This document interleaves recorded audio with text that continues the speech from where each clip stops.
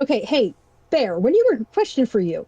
When you were growing up, the rule was if you knew what the word meant and could use it correctly, you were allowed to use it, right? I don't think so. I don't think I had that rule. How about you, Mikomon? Who what? I just got So, back. okay, question for you both then. Bear doesn't recall that rule. So, growing up, the rule was if you knew a word and you knew what it meant and how to use it correctly, you were allowed to use it, right? Remember that ever being a thing in my place. Oh, what the Usually, fuck? like, if it happens to be a swear word, then you typically just got your ass beat.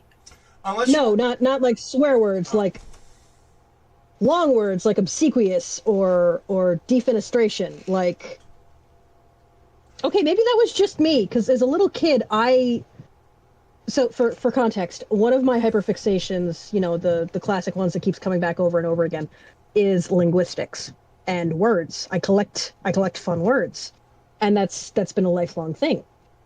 So the rule was that I was only allowed to use those fancy words if I knew what they meant and I could use them correctly.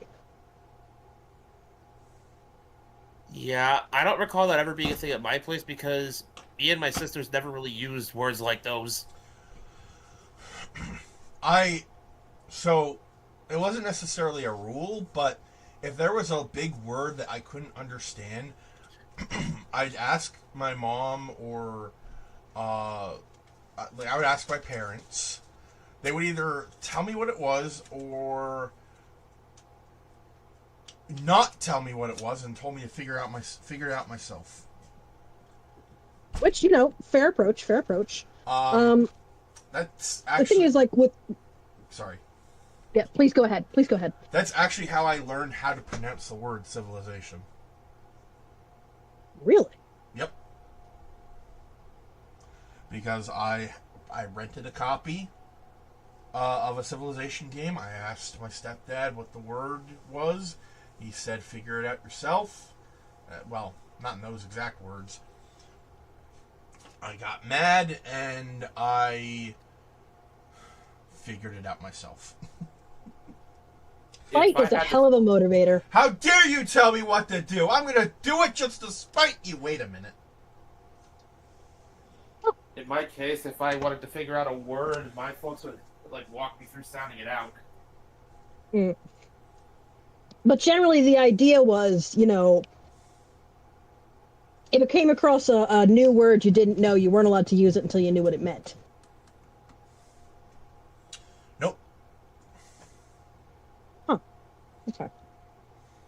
That It, might have just been me, because, that was an issue that needed to be addressed. Because the problem was not that I didn't know what the word meant, it was that the adults around me didn't know what the word meant and assumed I didn't either and was just using it to sound smart. The Ah. problem comes in where I'm not trying to sound smart, but that is in fact the most accurate word for what I'm trying to convey. And the fact that the adult standing next to me doesn't know it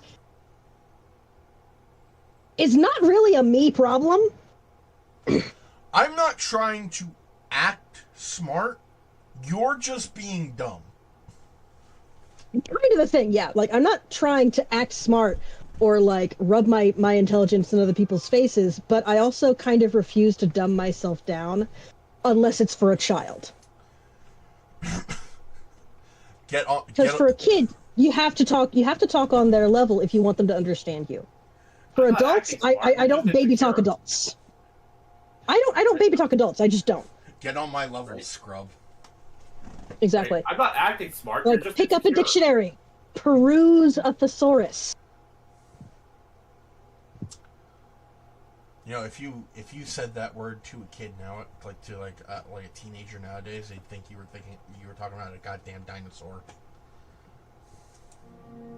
A thesaurus is a book of synonyms. I know. And some folks I know need to learn to put it the hell down. All right. Hello, everyone. Welcome to the cave. Vegas Bear here, as always, with Maker Agumon, Archival Deva, and special guest, Serafina. Baby! Kitty. Pet her and tell her she's pretty. She's sleeping. I don't want to disturb her. Okay, whisper to her that she's pretty. And pet her when she's awake. You're pretty. You're a pretty kitty. Wait, are you? I mean, if we're noisy enough, probably. Well, I got you on headphones, so I'd be the only noisy one. I think she was awake. Her eyes were open, but she was acting like she was asleep. Yes!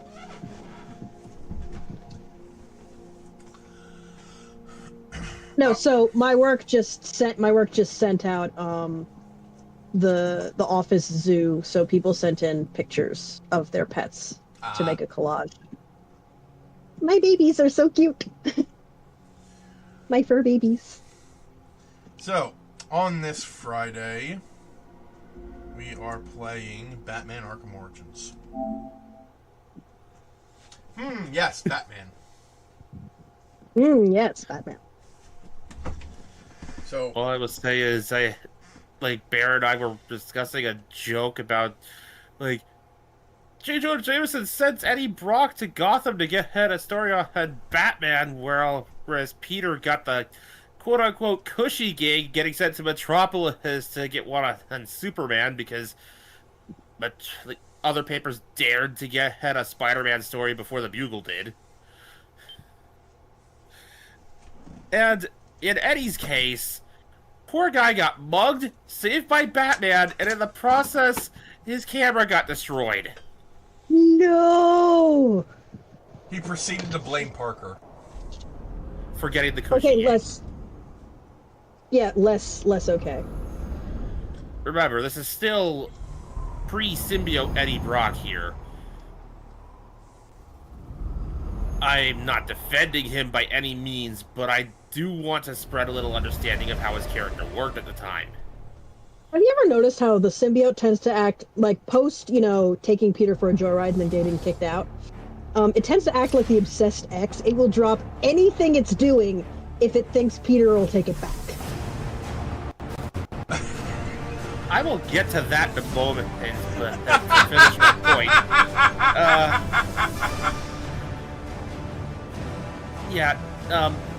Eddie had anger issues due to his upbringing, particularly an abusive father, who was basically also a perfectionist. So And on with the monologue! I'll keep it as brief as I can. Eddie learned to blame everyone but himself from his dad. Yeah, by that. The symbiote, to keep that as brief as I can, it was arguably not even sapient before attached to Peter. It had basically extremely super loyal dog mindset. It wanted to get back with him that badly. Yeah, no, obsessed crazy stalker X. Evening, sir. I bring up the dog comparison because that is effectively its motivation versus its actions.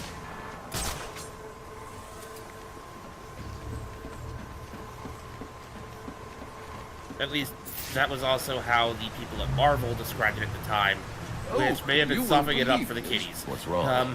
The Yeah, no, that was softening for the. Let's grind this down and soften the sharp edges for the kiddies. But you wonder why I don't have speaking from experience, that is obsessed stalker X behavior. You have been on a mission tonight. If they think for even a second you'll take them back, they will drop whatever the hell they're doing and come running. Troublemaker. Perhaps someone should do a report on him. Thank the one above all that had a. Even if they're actively making your life hell at the time. Like, even, or perhaps especially if they're making your life hell at the time. So, Super toxic. the reason why I laughed at that comparison is because that did happen. At one point, in order to stop Venom, Spidey tricked the symbiote into thinking it wanted to be with the symbiote again, So it ditched Eddie and tried to go Like immediately. immediately. Zero hesitation. Tries to go for Right. Parker, and then Parker captures the symbiote. Trapped it in a bag, dropped the bag in a vat of wet cement.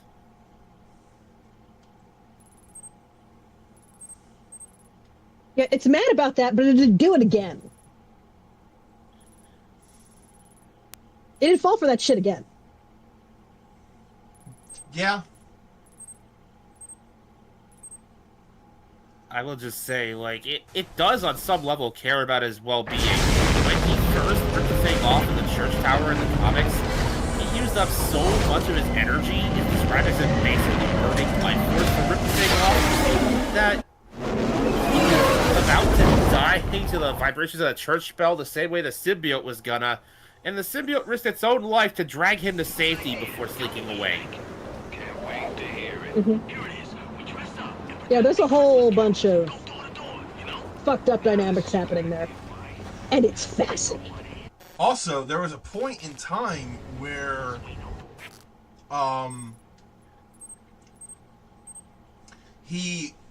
where the symbiote and Peter, well, there's been a couple of times where they will team up if the situation calls for it. Sometimes as, you know, Venom and Spidey, sometimes as Spidey rebonding with the symbiote temporarily.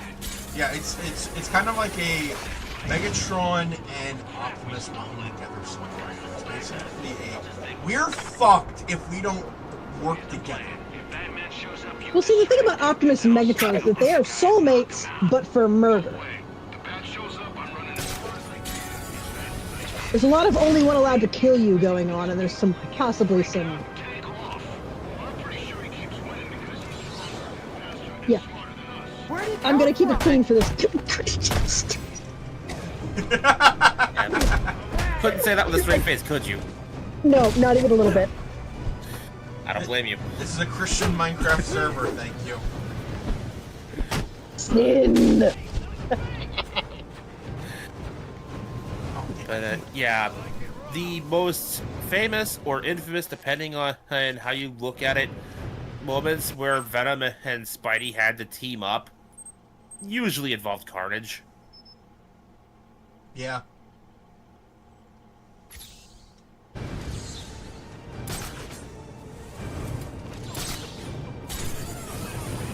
There was a point in time where Norman Osborn had the Carnage symbiote. Oh, he was a damn terror. Like, he was... I almost wanted to call him a menace, but that's too light... It's honestly too soft a word. Well, that's because we softened Menace to Cheeky Blighter rather than, you know, danger to society. Like, to borrow a phrase I don't use very often, Norman was on some demon time with that thing. It was so bad, Spider-Man himself suggested merging back the symbiote. And even the symbiote was like, "Are you sure?" Because I'm not letting go once I'm in. It was more like the symbiote knew by this point. It was just like, I'm telling you. yeah, no. Yeah, Peter is over the symbiote. He's moved on, and the symbiote has kind of learned to accept that. But he really turned down a team up. You know, the symbiote also kind of understands the fact that, like, he kind Soon of has had a lot of character development by this point. he kind of traumatized Peter and his loved ones. Hello, MJ. So when You can't Peter's- escape me! I'll chase you to the end of the air! You got me. I surrender. Oh, Yeah, I no. love Chris Barnes as Spider-Man. Good shit, good shit. What do you want? Justice. You killed a man. Why? Who's gonna If I ever read one of the comics from the 90s, even if it does Always happen to have a be in the Clone choice. Saga, that is the voice I read Peter's dialogue in. Alfred, let GCPD know that Chucky Burks has been apprehended for the murder of Owen Grant. Send them my current location along with the case file details. But yeah, like, But I digress. Peter essentially just goes, "We need to merge," and even the symbiote is like, "Are you sure?" Because Peter kind of ran out of options. Flash Thompson, Agent Anti-Venom by this point, with a symbiote that was caustic to the touch to other symbiotes and should have killed Carnage on contact. The Red Goblin killed him. Norman Well, there straight up goes killed our him. easy out. Yep.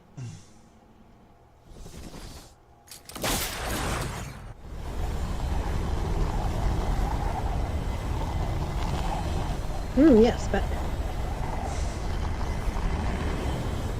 Anyway, you were saying. I mean, outside of the bit about Eddie being sent to Gotham and all, that was all I was originally going to. That was all I originally planned on mentioning. Okay. Because, like, there's so much I've already rambled on about the symbiote with that there's kind of no point. He has said all the things. Oh, like in The Mandalorian, I have spoken. The Mako has spoken. Like, believe me, I love to ramble on about this stuff because I think it's neat. But, I do have to remind myself that sometimes it's just neither the right time nor place. Let's off! There's a time and a place for that. Watch him! Watch him! I'm busy, boys. We're on our way. Speaking of which, violence is never the answer. Violence is the question, and the answer is yes. And the The answer answer is yes. yes. I love how you guys knew where I was going with that. I have a meme of that with Darth Maul and Savage Opress. Oh, press! And Oh, I've press! just been exposed to the meme before. I think through you, actually. Yep. I fucking love that. I mean, is it wrong? No, it's not.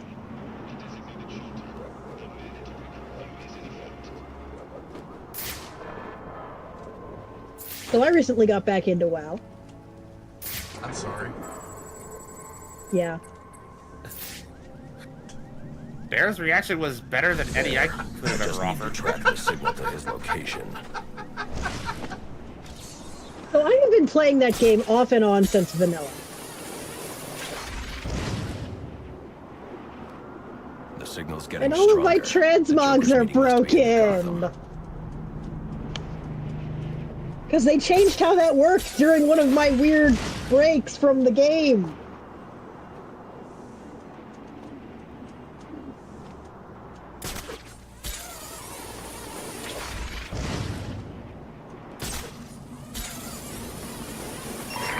Yeah, I'm aware this is not a WoW-friendly channel. Stand by. Yeah.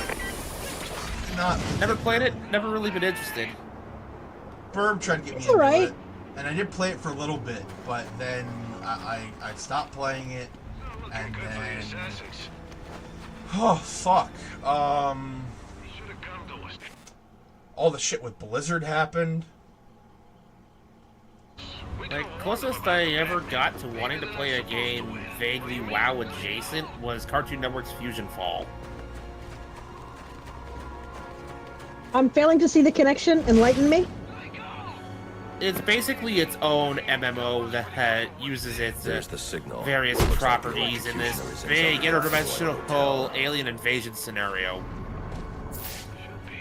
Okay, so the only connection there is that they're both MMOs. Like I said, vaguely WoW adjacent, not necessarily an apt comparison. Yeah.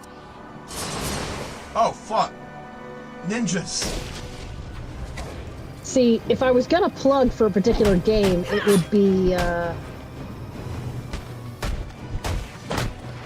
the Star Wars MMO, The Old Republic, before BioWare became EA One. You still gotta play that game for the stream eventually. I am Old legit Republic? curious. Bro, I need to be on that stream. To be Naturally. to be clear, Like, I actually It's KOTOR that I'm talking about the Old Republic, the MMO. I know. Well, I also have to be on the KOTOR stream. Yeah, I know. I know. Like, either way, like, Star Wars game, sign me up. I Yeah, still no, consider myself a basic casual, basic bitch, if you will, when it comes to Star Wars, so... We've had this talk, Mekomon. You're not allowed to shit talk my friends, including yourself. I'm just using a common phrase. Stay nice, mister. But continue. Like, as casual as I am with Star Wars, I am interested in seeing more. Okay, so KOTOR 1 is your best possible introduction to Star Wars games if you like RPGs. Specifically, BioWare RPGs. It won Game of the Year for a reason. I'll take a look into that, because the majority of my exposure to Star Wars so far has been fractured memories of watching the prequel trilogy and a little bit of the Clone Wars cartoon. So, you know, not necessarily bad, but KOTOR is set about, I want to say 4,000 years before the start of Episode 1. Yeah, It's that a much I was completely aware different of. era. It's a completely Like that- different era. New paradigms. You'll have a good time. Nobody spoil the big reveal, okay? For Mekomon. This is important. Oh, that reveal. Like, I will hunt you down and kill you people. Jokingly. Like- Jokingly. yeah, I was gonna say, Just behold, do not spoil that. That is the biggest reveal of my childhood. yeah. I was aware of it taking place in a different era prior to the prequels, but that was about all I knew. So, because it is such an old game, no one is really very careful with spoilers regarding it. So, Mekomon, I'm going to ask you to go on an information diet about the game until it's time to play it, So, if it's going to be soon. So treat it like a minefield. Got it. Yeah, just don't look anything up. Just don't look anything up. I'll just stick with the 2 Clone Wars cartoons I grew up with until then. Yeah, like obviously you don't have to do what I say because I'm not the boss of you, but like, please, you will enjoy the reveal more if it's actually a reveal for you and you're not dreading it. Plus, like, people are legitimately excited about me experiencing this stuff for the first time blind. How can I not try to honor that? It's just as much a seeing me happy, it really makes you happy, and that makes me happy, positive feedback loop. Yes, it is. Yeah. Yeah, no, there's a reason why when I introduced Bear to a particular game, I had him talk to certain characters because I knew he'd enjoy them. I had him tell the tutorial to fuck off so he could talk to the characters that I knew he'd enjoy. And then I wanted to see his reactions to that. We're talking about date everything, aren't we? The Joker's booked out the Royal. We are, yes. Why are SWAT providing security? I need to find out what's going on here. I will say, though, in regards to Star Wars, there was a... Dasha gives the best hugs.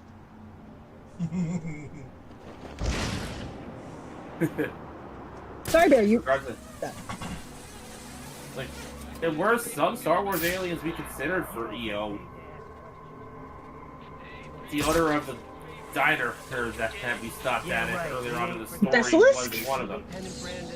A basilisk. Species name?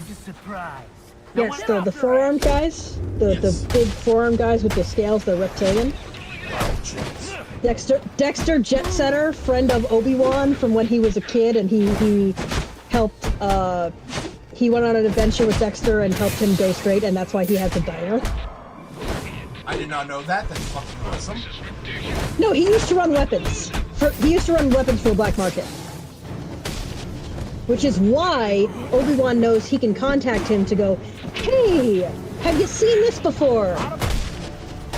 And Dexter does know what it is because he's run all kinds of exotic weapons before. Like, he's a legitimate business owner now, but he used to be part of the criminal underworld until he went on an adventure with Obi-Wan when he was like 14. It was during the Jedi Apprentice series, before Disney declared the extended universe non-canon, like a bitch. Best part about It's part about that entire thing. That entire thing is then they go, okay, we're gonna do the exact same thing, but legally distinct, and it's ours now. Like, what the fuck, Disney? Hey, come on, you were about to say? Sorry. I feel like seeing Deva going on about this is like watching me go on about Bionicle. A little bit, yeah. Either way, yes, Batman. Yes, Batman. My apologies. Yes, Batmaniest. Alright, so, basically, the Joker has doing locked his dirty work, keeping Gordon and the media away from what's going on inside. Royal... Brandon realized it's not Black Mask he's working with. I guess you'll find out when I bring in the Joker. Yeah. And the GCPD have it locked down tight, but the GCPD are also Joker's pocket. I was gonna say, Yeah, no. they're the GCPD. There's not a clean cop among them. He's, well, no, there is one. Exactly one. Commissioner Gordon doesn't count. He's not a commissioner What I'm yet. telling you... Okay, Gordon doesn't count. Literally every other cop in the force is canonically some of the dirtiest cops on the planet. I mean, at least at this point in time. Gotta Yeah. love New Jersey. Yeah, no, I love the fact that, Gotham is canonically in Jersey and Metropolis is canonically in Delaware. If you told CinemaSins that, he'd forget the instant you finish talking. Ah! Why? Where does he think Metropolis is? It's not that he thinks it's elsewhere. It's that he keeps forgetting where it's set and complains about the proximity of Metropolis to Gotham. In every video where either Batman... They're literally and across the Superman Delaware show up. River from each other! Yeah. Like, There is a ferry!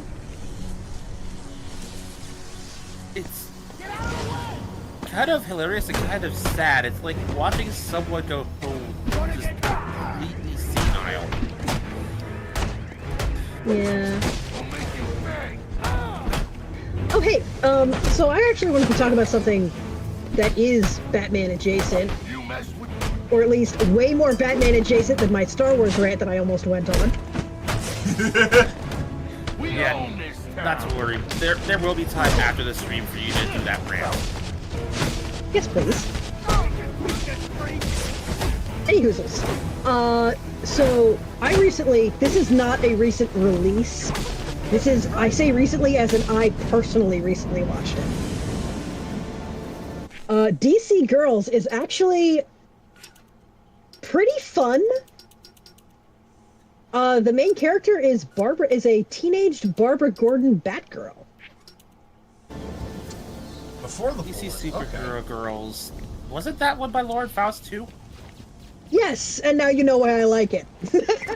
I like So Lauren yeah, Faust. early MLP adjacent. She is, she is, that's the kind of writing we're dealing with, so it's not all this heavy-handed, I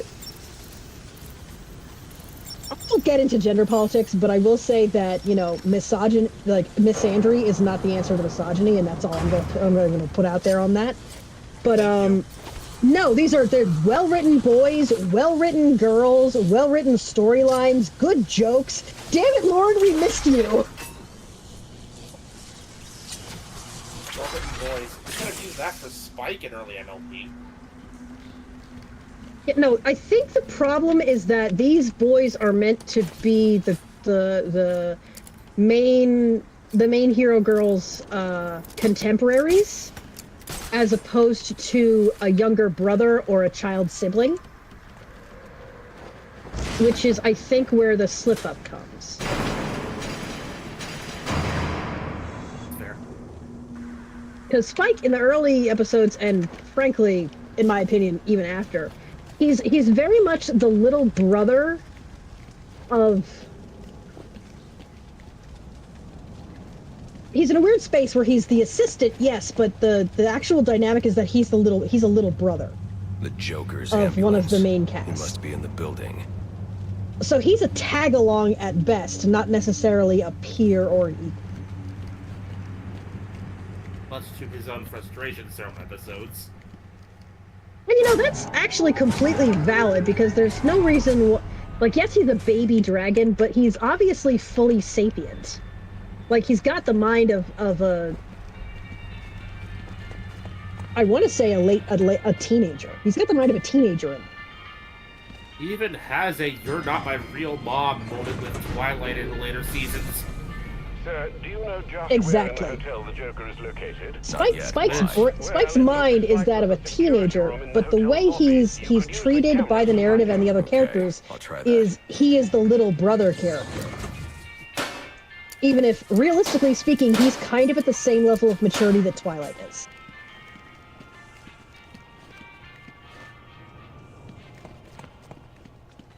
Can't argue that. And, there's a huge difference between, like, a 12-year-old and a 15-year-old in terms of maturity. Just because of, the rapid growth of the human psyche during adolescence. But these aren't humans. It is a baby dragon and a pastel pony of indeterminate age who is written like an early 20-something. Yes, me. Yes, DC superheroes. Yes, DC superheroes, my bad. But yeah, no, the thing I want to do is, like, they write them fairly well. Like, I like what they do with Kara, I like what they do with Diana. I really like what they did with Diana. So what happens with... Do you care about spoilers for this? Absolutely not. Okay. Go right ahead. Oh, come on. Okay, so what they do with her is, like the others, she's a teenager and she kind of sets out from Themyscira significantly earlier than she does in other continuities. So she's a teenager in the world of man. And she sets up shop in a park because, she doesn't have anywhere to stay and she doesn't really understand how money works. Or at least mortal world money. And she runs into this older lady who is a scholar of Amazonian culture, like she's an archaeologist, and ends up staying with her. I just think that's really sweet. That is. And the woman, because she has this understanding of Diana's culture, all of the little cultural quirks, she gets them and encourages them, and lets her do that sort of thing. Whereas, another family might... Because she spends the whole episode staying over at various friends' houses.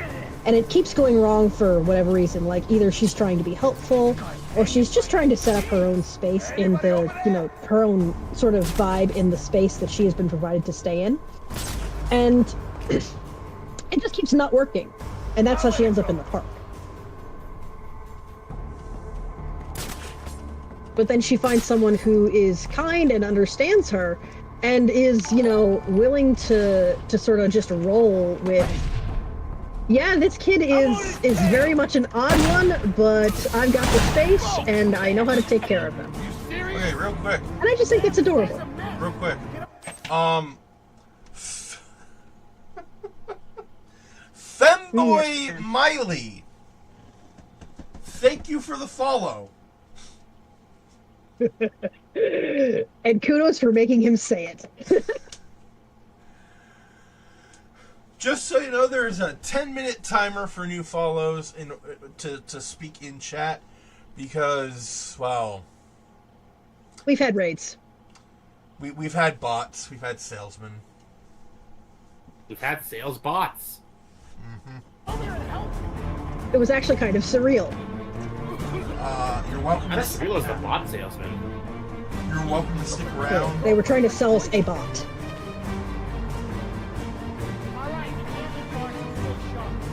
No, thank you. I'll just leave that to Hasbro and its many, many plastic robots. Thank you.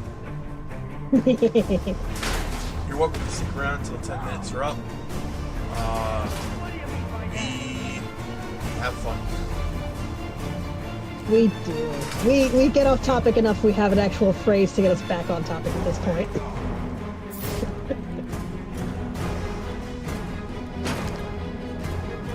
Well, shouldn't he have like powderized his shoulders trying to get that open without unscrewing it?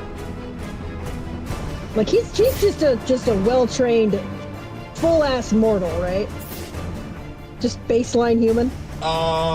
Human, but yes. So if we were talking about like Marvel cards that had like stats, Batman's strength would be comparable to the Punisher, which was at 2. Okay, but the point is, Batman has no superhuman abilities. He is a baseline human that has trained himself to the peak of fitness, but it is still within the realm of possibility for a human. Yes. For a regular human. You know, he's healthy, he's well nourished, he's in great shape, but he's not super strong. Now, this is just a theory on my part, considering, but given the designs of the Batsuits we've seen throughout the series, I feel like taking the Batman Beyond approach is an appropriate one, and saying maybe there was some kind of strength augmentation thing in the suit. I have no doubt he has strength augmentation in there, but there's only so much torque a human body can withstand before it starts to do damage. Either that or literally every one of those grades he's ever moved has just been falling apart. It is New Jersey. That's also possible. It's Gotham. Like, not only is it Jersey, it's Gotham. Like, even by Jersey standards, Gotham's a hellhole. And I mean, as the Jerseyite among us, you would know. Born and raised. An expert, ladies and gentlemen. Yeah, no, like, by the standards of Jersey when I lived there, Gotham's a hell. Gotham is what people think the rest of Jersey is. Mm-hmm. So Jersey thinks about Gotham what the rest of the country thinks about Jersey.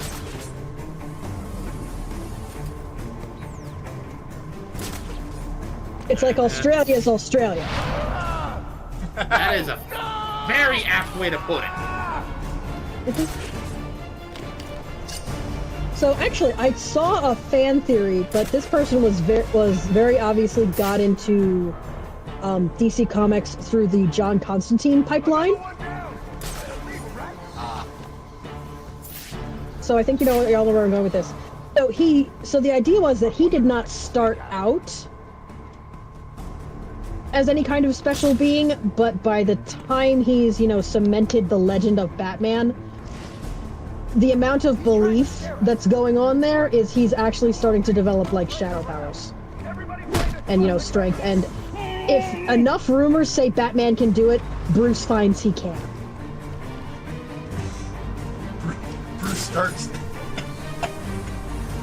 Bruce's skin starts turning green. I mean, yeah. He finds that when he's wearing red armor, he goes fast up. No, he needs to have red stripes to go faster. Or at least a red bat symbol. Well, no one else can do it. Wog! He starts wearing purple again. Purple Batman, I remember those. He had like the purple gloves, and I think he had a purple suit at one point. I love it. So there was a point in the comics where, while Robin was injured, he wore a different colored bat suit every night until Robin was better, culminating in the infamous rainbow bat suit. It's not June, Bruce. Anyway, do you guys want to hear a fun fact about comics? Sure. So, the reason why Batman aside, Actually, no, Batman is included because his suit was blue once upon a time. The reason why a lot of superheroes have this very primary color-based aesthetic, and why, you know, the villains will have secondary colors, you know, orange, green, purple, as opposed to red, blue, and yellow, is because of the printing technology that was in use when these comics were first coming out and when these characters were first being designed. Primary colors were for heroes. And you don't see that as much anymore because the technology is completely different and it's not how it works anymore. But, yeah, that's also why, you know, the Autobots are red and the Decepticons are purple. It was just a design. It was just a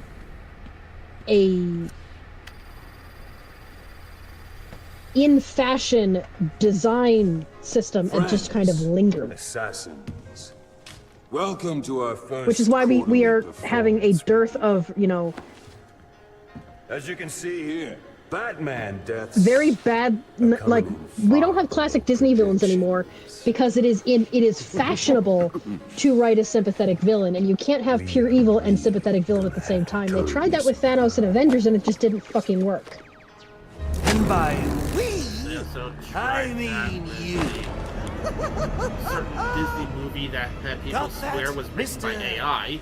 That's Choose it. your Oh no, it name. was. The It was. hell are you? I'm the guy with the money. And the gun. Yep. So, when I hire Before I you, lose this train of kill thought the completely, I was I do like the design on it. I do like the character design and on kill this the particular Joker. Batman. So do you have It's supposed to be a younger anything Joker. else to contribute? Yeah, you can't tell if that's his face or a mask, and he's certainly.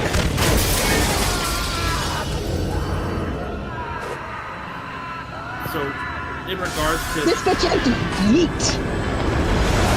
Sorry, go ahead. regarding the ink colors and whatnot for printing comics, like there was another thing involved with that where characters who were like primarily wearing black or This had heavy fruitcake shading would is tend to use fantastic. blue instead.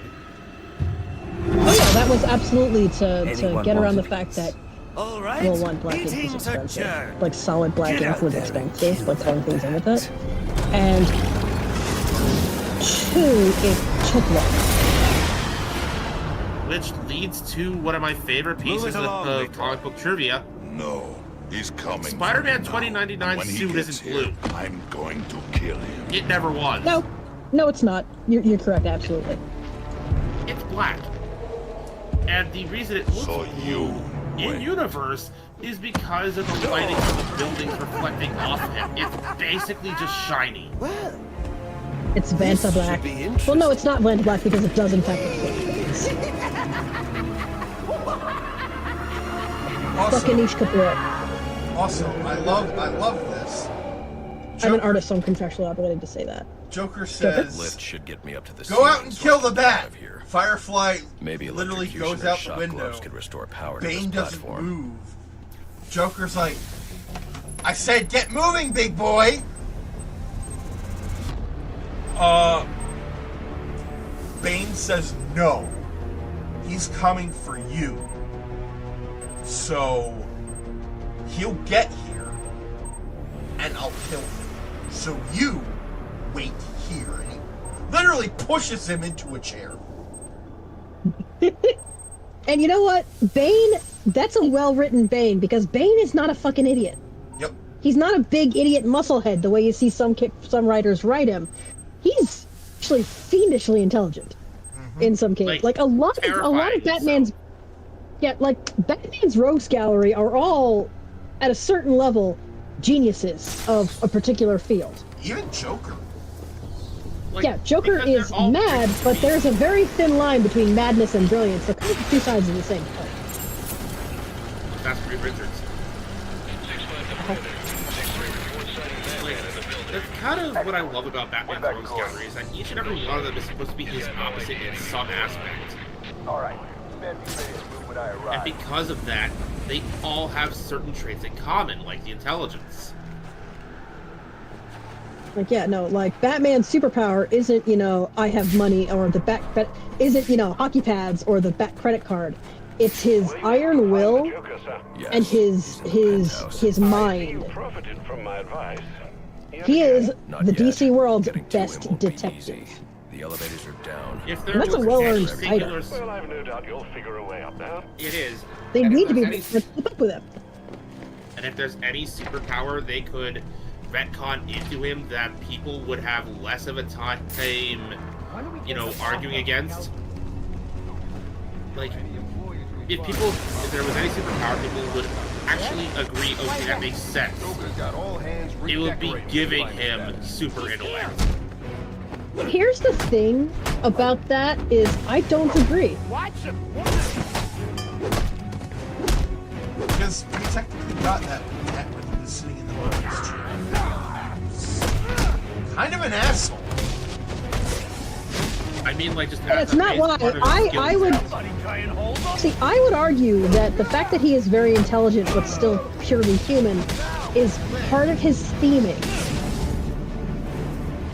It plays into the reaction to helplessness and protecting those who cannot protect themselves, and, you know, fighting back. A lot of that means more because he can't just snap his fingers and vaporize people. He can't just... He's not a 12th level intellect who can outthink Brainiac. He's not. He can outwit Brainiac because he is just that smart naturally. But I think as a juxtaposition to Superman, who has all of the powers,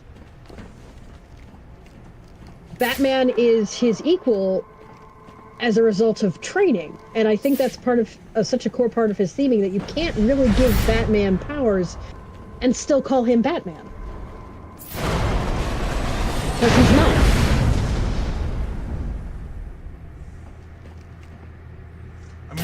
I mean, unless it's an Elseworld.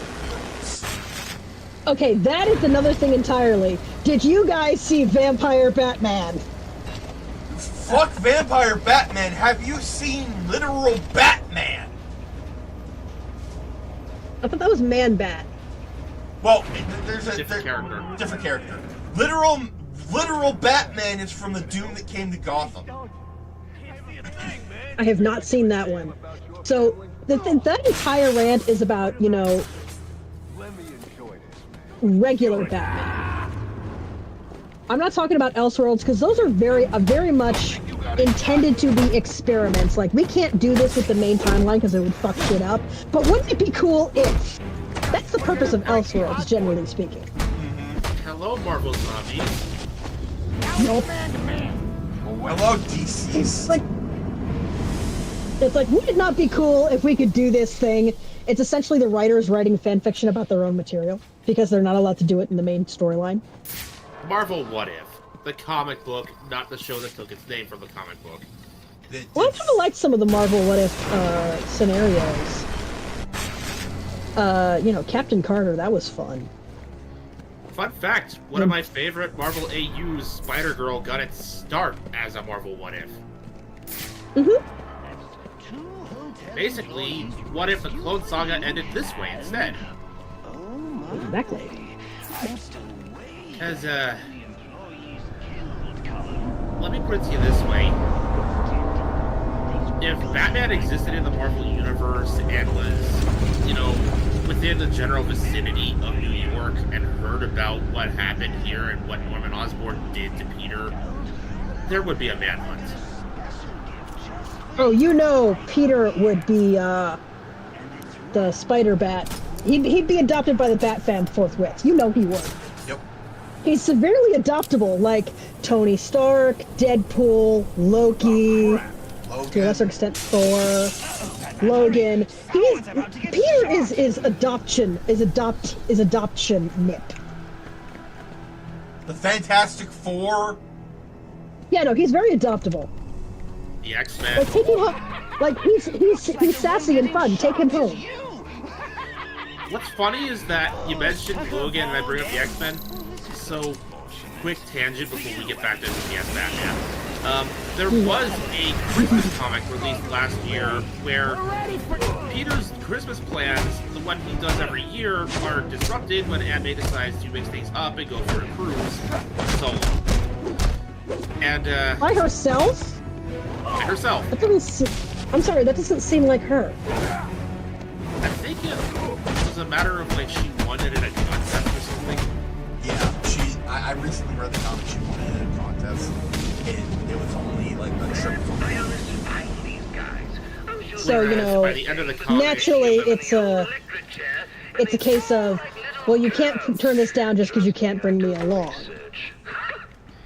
yeah, by the time the comic ends, she basically has to redo that plan and includes Peter this time. But, with Peter basically alone for Christmas, I need to get to the top. damn of this it, the ventilation entire shaft. Marvel catalog of superheroes start arguing over who gets to invite him where. Wolverine describes it as everybody arguing over who gets to adopt him for the day.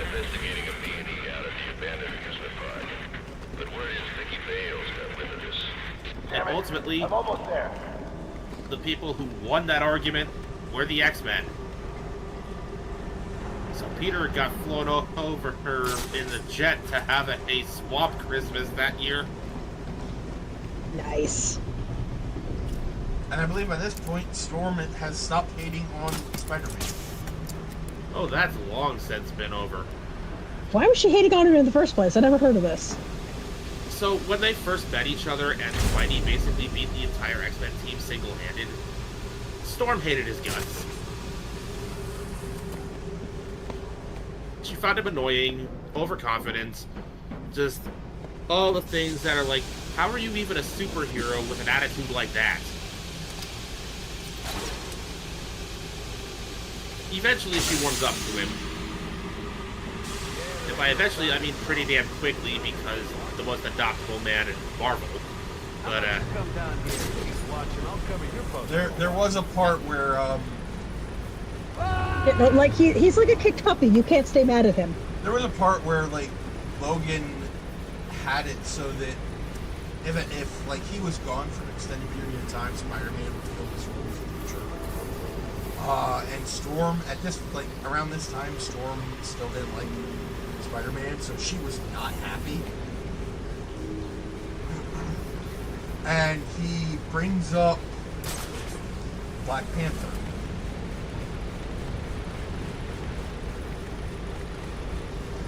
At this point, they had divorced. They were married. Yep. for a while, yes. She was the Queen of Wakanda for a while. What the fuck did I miss? This was largely around the time Civil War was the big thing in Marvel Comics, so we're... Oh, then roughly in the mid to late time period 2000s. I was actively ignoring them. Got it. So I didn't like some of the newer shows, so I kind of just retreated into X-Men Evolution and just kept rewatching that for a couple of years. Decade. Yeah, like, this was a comics thing. Yeah, no, I wasn't super a fan of the whole Civil War thing, just because I wasn't enjoying it. And you know, not everybody has to like all the things, but I wasn't super into it, so I was like, you know, I'm just gonna wait for this to blow over, and then I just kind of never went back to it.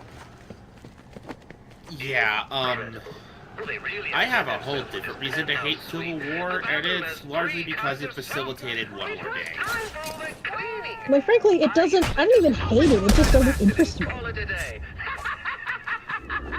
Oh, so Oh, holy At shit. first, I Dude, thought- don't get stabbed! I did. Like, at first I thought it was an interesting idea that the superhero community got divided over the fallout of a tragedy, and, you know, at first that was neat. Are we not gonna And address the body? Are we not gonna address the crucified body? Yeah, what the fuck? We're addressing the crucified Are we not body. addressing that?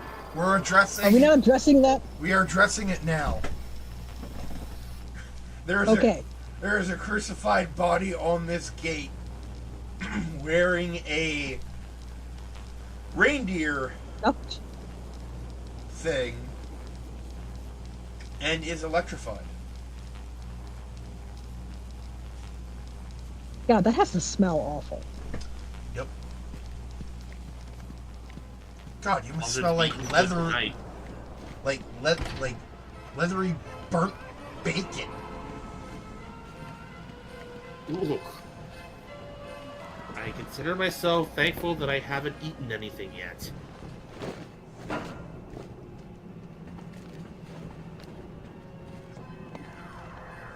Oh yeah, So, I hope Joker's little funhouse.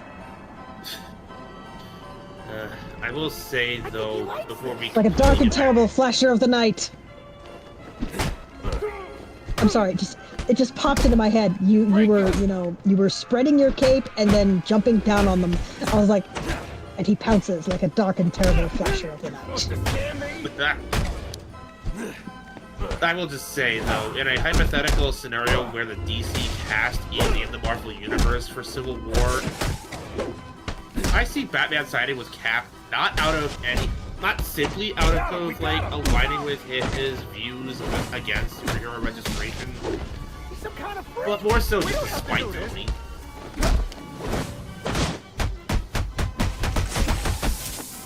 What can I say? I like it when Batman can be a sassy bitch. Where did I get all of this, you ask?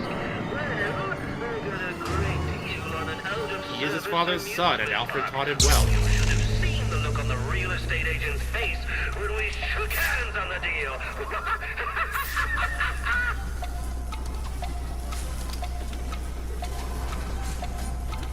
The deathly silence as nobody dares to argue me.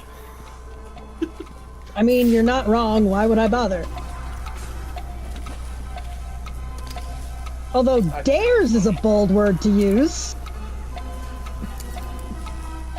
Because it's Alfred Pennyworth. Who would argue? No one.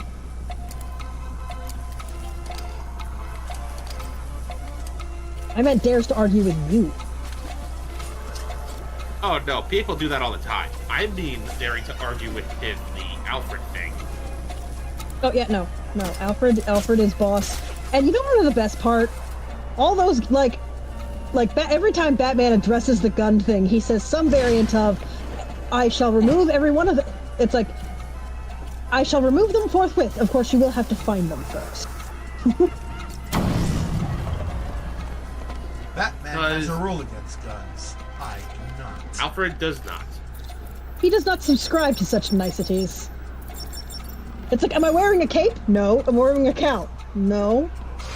Shame. It would have been a bit better for you to you if you were. What can I say? Never forget, Alfred was in the fucking army. Yeah, no. He was special forces of Her Majesty's of her. He was special forces of the British Army. And also in MI6. Doesn't that count as special forces, or is that separate? I don't understand how Brits do things sometimes, you know? Nice try. No way out of that. Because, the CIA is very much not the army, but they do occasionally interact. Putting it this way, if he was in the Ben 10 universe, he'd have been a plumber. Bitch, please, he would have been a founding member. Are you piloting? Yeah, remote control batarangs. Yes, they're a thing. So wobbly. It's so wobbly. Yeah, about the founding member thing, I was unaware Alfred Pennyworth was around during the American Revolution. Is anyone going to say he wasn't? Anyone? I mean, he has access to Wayne Tech. He probably has a time machine somewhere. I'm kind of making the joke that Alfred Pennyworth is an immortal creature who is kind of like Puck in that he's an immortal creature who finds he enjoys, pretending to be a normal human. And he's definitely found some amusement in pretending to be dead for the last 7 years. Yeah, that's also true. If I try to pull him out, We don't talk about that. I'll play along.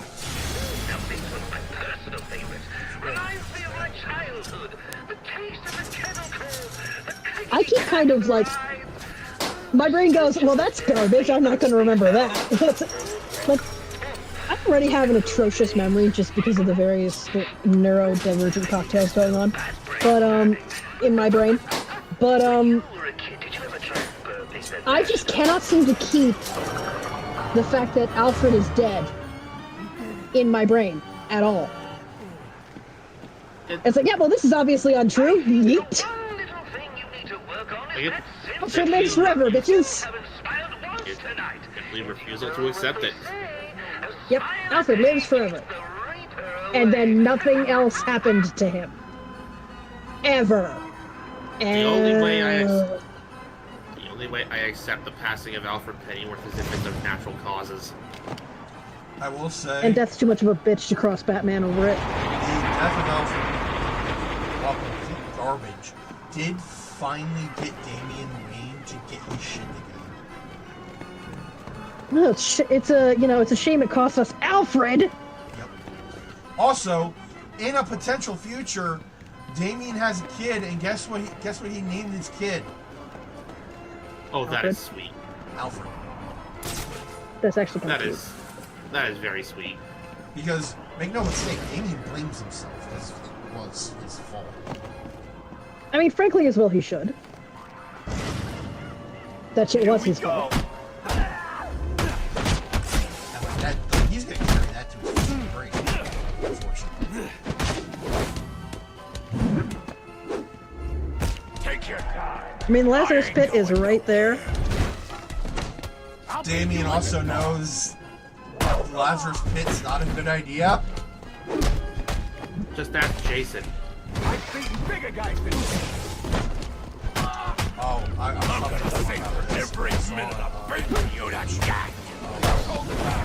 This is how I imagine Damian reacting to Jason. And I'm not gonna do the whole thing. But, Oh, mama. Father, why does he talk like Got a load of me. Talk like what? You talk like you're in New Jersey. You talk like you're from New Jersey. I am from New Jersey. Kid, we're in New Jersey. Father, you live in New Jersey? Why would you do this?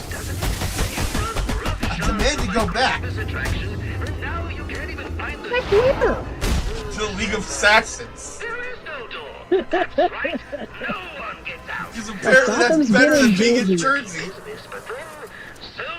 Oh yeah, have you guys seen the Futurama episode where Fry and Bender are looking for an apartment? I think I told the story before. Yes, you have. But tell it again. Okay. So, Fry and Bender are, for reasons that I will not get into because time constraints, and they're not central to the story, are looking for an apartment. So they look through the ads, they find one that is underwater and leaking, and occasionally tentacles from sea monsters come in, and the landlord is really sketch. And then there's another one where, it's in a forest. It's in a, one of those weird paintings where it's like you can't really tell what's supposed to be up and down. And it's like, oh, I don't want to pay for a fifth dimension I'm not going to use. And then, so on and so forth, a couple of various sci-fi jokes. And then the last one is a really nice apartment. Like it's got open floor plan, it's got a fireplace, it's got a balcony, it's got a good view that's not blocked immediately by another building. It's a really nice apartment, and it's labeled suspiciously nice apartment. And it's like, and then so one of the characters who's helping them shop goes, all right, I'll bite, what's wrong with it? And he's like, absolutely, the sales guy goes, absolutely nothing. However, we are in New Jersey. And then the scene smash cuts to the three of them around the table going, not one place remotely livable. Why are you doing this? I could just kill you here. But the boss likes to play I don't even this blame little them. guessing game with the splatter marks on the pavement. Come on, move. I was born and raised in Jersey, and I didn't want to live there. Who are you? I'm here to help. There are more of them. You were born. They have my when you were coworkers. born, you were crying, and not because you They're were forcing born, them. Because you were. Don't worry. I'll get to them before anything happens. Okay. Hurry! Well, between It's that not and because you were born and that shit was that shit was distressing, but because you were in Jersey. well, between that and God attempting to smite me. God attempted to spite you when you were born. Yeah, what the hell? Let's Yeah, without getting too into detail, my mother and I were at risk of bleeding out due to a sudden, unexplained accident. I was born a month early to save both our lives.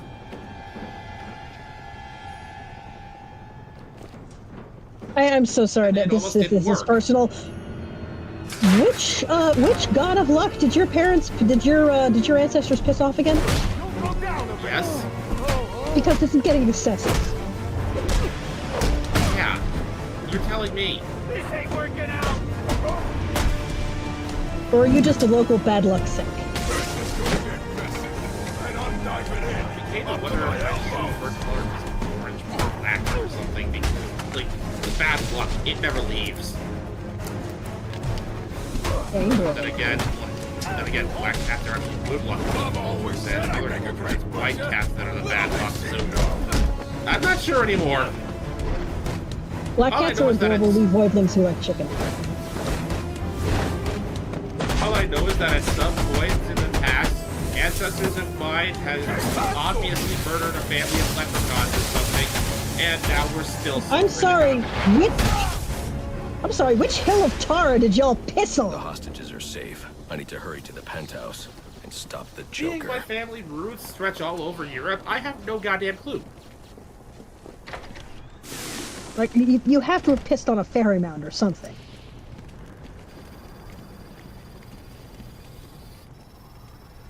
The alternate theory is that some ancestors of mine used up all of our store of good luck avoiding sailing on the Titanic. That's entirely possible. What was it, mate? What was it? Vegas said. What was it you said, Vegas? He cried not because he was born, but because what was it? He was in Jersey. Ah, thank you.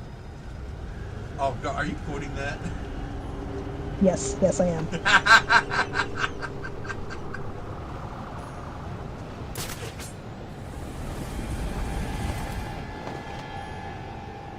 The continued alternative is that my family and I are too powerful, so various gods feel the need to nerf us constantly.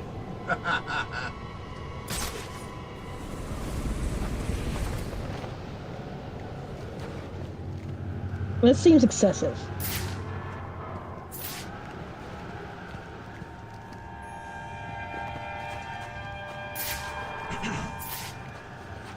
I would ask when deities have ever done anything by half measures, but they do that a lot. That really depends on the set of deities, I'm not gonna lie to you. I've never seen anything like this. Like, take the Jade Bureaucracy, for example. These bombs are set to detonate December 31st. I should be able to disarm them with my cryptographic sequencer. Oh no, you found my snowman bombs! It's very quiet in this stream. I'm trying to defuse a bomb. And I just saw the weather report for today.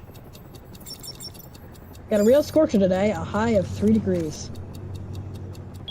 It is currently 19 degrees, it feels like 4. You just couldn't wait till New Year's, huh? Well, guess the fireworks are going off early. Damn it, Joker. So what happened? No, wait! I was about to say, what happens if you wait until it actually counts down? Good lord! I don't believe it. We're still getting this. We're still live. This is Vicky Vale reporting live from the Gotham Royal Hotel, where there's just been a massive explosion. And now I mean, that's possible, but additionally, sometimes the set pieces are not as lethal as they kind of want you to think they are. I know in Urban's several armed men have gathered on a balcony. state down, Joker actually After years of on and off unconfirmed sightings with no recorded video, we've seen the Bat twice tonight and caught him on film.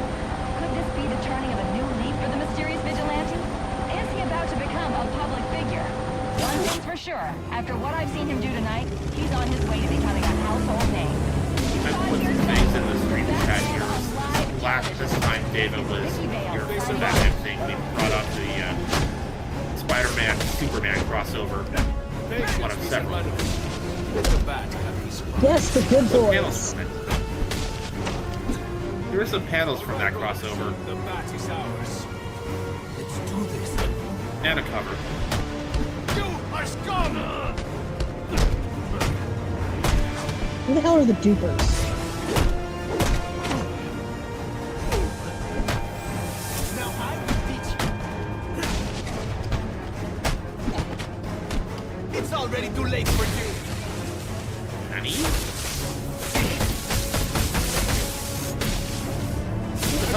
He's saying "oh boy," but it's spelled O-B-O-Y. That is a two-word phrase. O-H, comma, boy.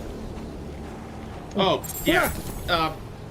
They did that a lot in earlier comics where they basically minced words like that to get across the New York accent. That's still not how they say it. Either that or it's just the way Spidey talks. I don't know.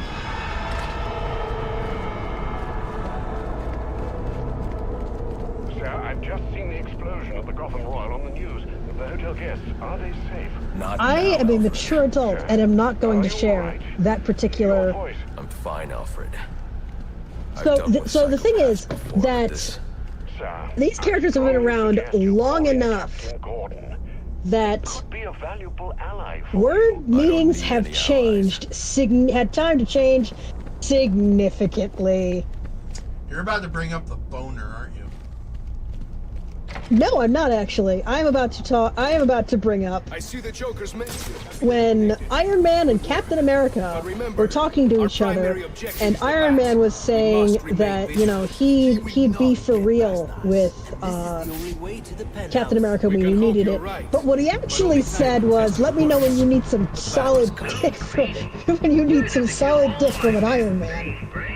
There's plenty of that to go around. I'm not touching that.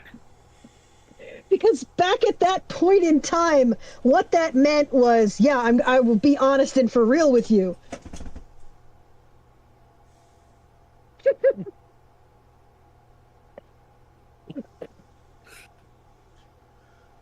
Oh, God. How turns of phrase change over the decades. Yeah.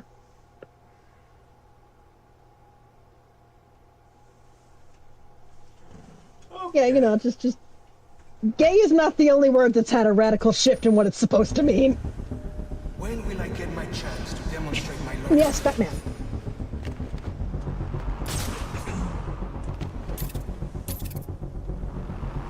This is what I live So I kind of want to just watch. With the spar with the spider.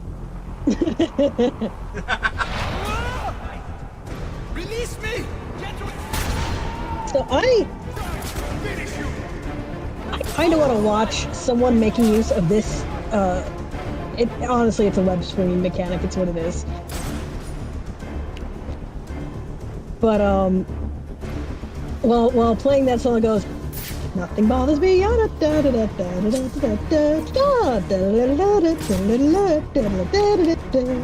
That one. Oh, That or yakety. That or yeah. That or yakety sax. No, yakety sax is the actual name of. Yeah,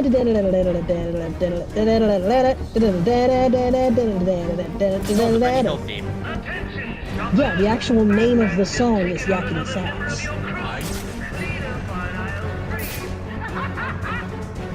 Stick around, kids, you'll learn a lot. And now I want a Spider-Man game to randomly start playing that web swinging away in a hurry. Oh yeah, very much so. It is shenanigans coded. Specifically, if you're on low health. If you're trying to escape in a combat scenario on low health, and you do that by web swinging away, that song starts playing. Okay, fair enough, but consider, fuck this shit, I'm out. equally valid.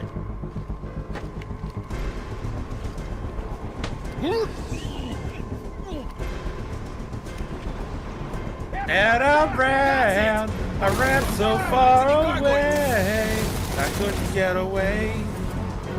Yeah, we are out taking enthusiastic walks in the woods at night. Where did he go? Very enthusiastic walks. Oh shit! They put a mine on the gargoyle. I mean, I expected that to happen eventually. Man, Goliath's gonna be pissed. I think he'll be in two in pieces to object, personally. Oh! Before I forget about this, so there was a running gag in the 90s Spider-Man cartoon with Chris Barnes, where you will often see him talking to a gargoyle on one of the buildings, and he named it Bruce. Oh, that's adorable. And it's not the only Batman reference they pull. So wait, Batman is a comic book character in this, or is that just in-world coincidences and you know, real-world Easter eggs? In-universe coincidences, real-world Easter eggs. Okay, got it. We must be cautious. So, one of the villains they introduced is a well-known story by now that had, due to a certain person behind the scenes pushing for, well, he's got a new toy out, put him in the story before the other one. We got Hobgoblin before we got Green Goblin, instead of, you know, the other way around. The correct way around. And in Spider-Man TAS, Hobgoblin was voiced by Mark Hamill. So it became a routine thing for people to call him a clown. Here, move! Yeah, he does voice Joker. Frankly, he's canon Joker for me. And canon Luke Skywalker. I will not have whatever the fuck was going on with the holiday special. There is no holiday special. We have to acknowledge it exists. At least so that we can warn people that it is that bad. Yeah, there is no it's like, okay, how about this, Mekomon? There is no Star Wars holiday special in Ba Sing Se. I can work with that. Because, like, I guess we have to acknowledge it if we're going to make something not as bad ever again. Yep. It's just 15 minutes of unsubtitled Shiri look. Damn, Bane knew exactly where I was. She's a smart one. Also, I kind of like it when, you know, he treats Batman like a fellow luchador. So he's more interested in getting his mask off than actually beating him to a pulp. I think that's a cool thing of a well-written Bane.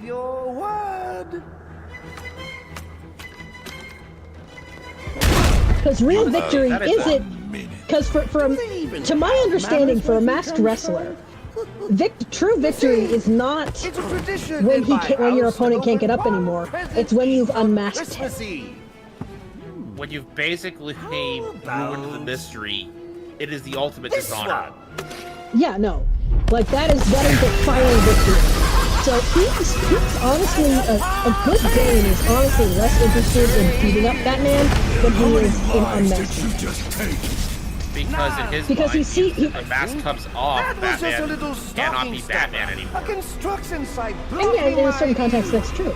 Like, he treats it the same way he treats his own mask. He sees the cowl and goes, ah, that is a mask. But this one is a mask with a capital M. With a capital M. Also, smacking the Joker with the explosive plunger was something I didn't know I needed to see. And yet, did you not rejoice when you did see it? Oh, very much so. Oh no. Oh no! Oh, thank God. I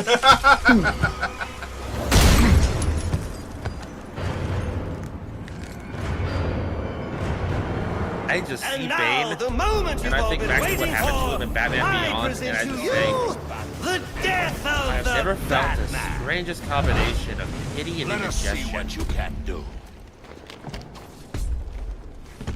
Because, like, yeah, I feel sorry for him, and it is sickening. But at the same time, I also feel like, dude, you earned this. You earned that.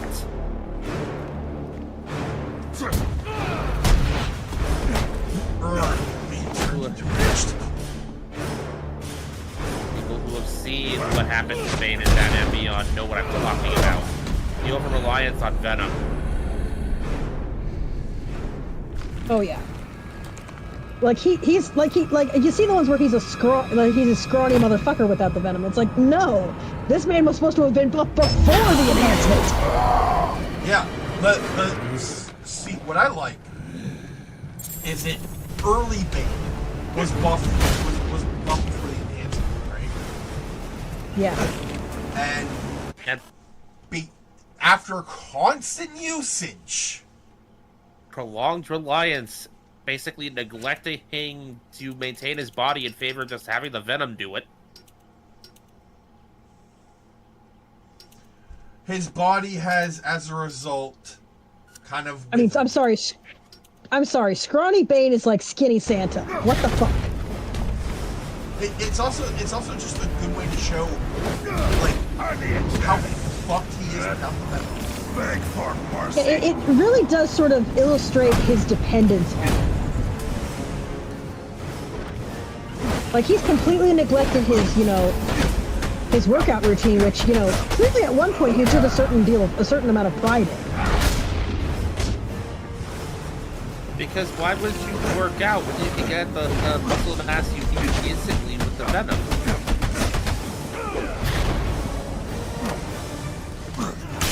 I do have an answer for that question, but I realize it's rhetorical. And therein lies the slippery slope of any drug addiction. I have barely exerted myself, and yet already... Well, that and, honestly, something that doesn't get talked about enough is the fact that some of the withdrawals are so horrible, some people will just go back on the drug rather than deal with them because, like, it's just nightmarish trying to get off the drug. Yep. Like, even if they want to get clean, they can't. Also, I have noticed that Bane has multiple times attempted to grab Batman's mask. Yeah, no, that's what he's in the fight for. There's a certain level of respect going on there. Twisted as it is. below will bear witness as I tear down its god. And the insistence on taking the cowl off, he is effectively announcing to Batman, non-verbally, I view you as an equal. Now beat it out of him! Mm-hmm. A worthy foe, at the very least. Not that he cares for the praise of his villains, but hey. Like, sometimes the praise actively fills him with shame, but like... there's a certain level of respect going on there. Not a creature was stirring! Not even a... You're not supposed to respect me, you're supposed to fear me. There's a difference. Which Batman does actually understand. Coming for you, bastard.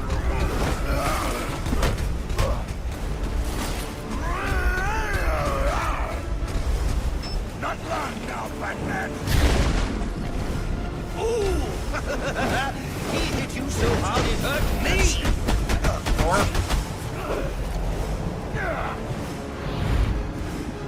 Yikes.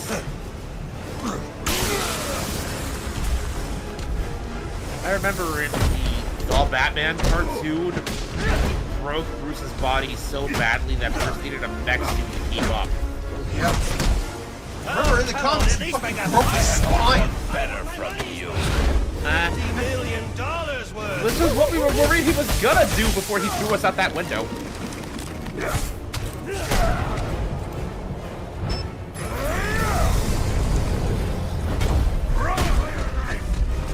Face me! Accept your end! Oh shit! There is nowhere safe!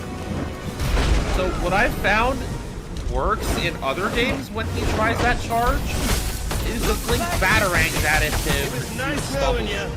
Actually, no, it wasn't. I don't know if that'll work here, but it worked in Asylum, so...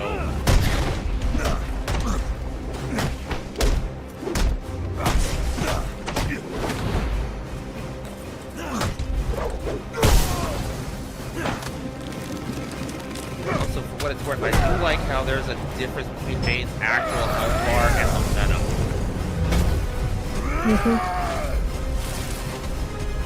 Your attention, Batman!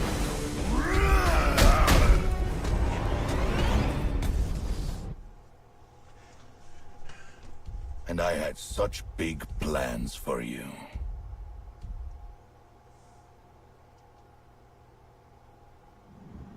So yeah, I think it's. I want to say it's the first game over we've gotten. In the Batman Arkham games, if you get a game over, whoever the villain was. Now beat it out of him! Gordon is on his way, sir. After Hope Bane offers to be around. Yeah, because sometimes they're henchmen and sometimes they're hitmen. Because, you know, sometimes they're underlings and sometimes they're hitmen. Not a creature was stirring. Not even. Yeah, you get him, boss. Well, if that was stirring, but a few more blows to the head, and he won't be anymore. I'm done with him. I'll be coming for you, so-called.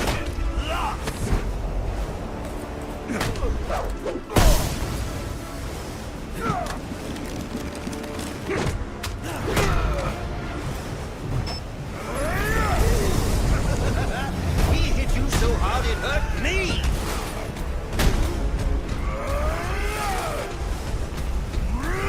Come on, Bane! I got $50 million in wrapping paper waiting over here.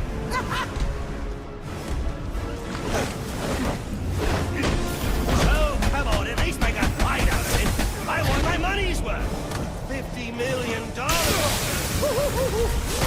not too reason why. Just do it!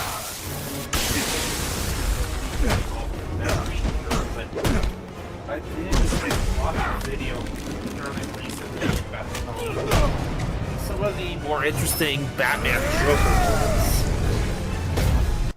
Particularly just analyzing the Joker as a character and why he no longer works in the eyes of quite a few.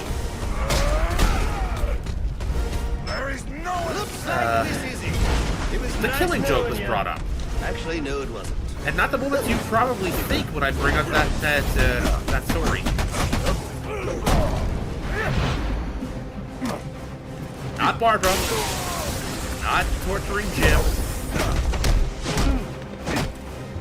Not even that final fight between Bruce and Joker. Is it the speech? It's a switch. There was a moment after the fight where they're waiting for the police to show up to take the Joker away. Prepare yourself. Batman kind of has a heart-to-heart with him, explaining that And I I can such help big you. plans for you. there is still some coming back from this. You don't have to be this. And Joker turns him down. That infamous joke. Run for your life. See, there is still some fight left in you. Yes. Yeah, Joker's Now just beat an it out of him! What's funny is he uses that same joke. After Hope Bane offers to be around. In this like weird like choose your own adventure movie. And when he like in the Killing Joke, it got Batman to laugh. But when he tells the joke here, like at a diner, the waitress just goes, "Eh," and walks away.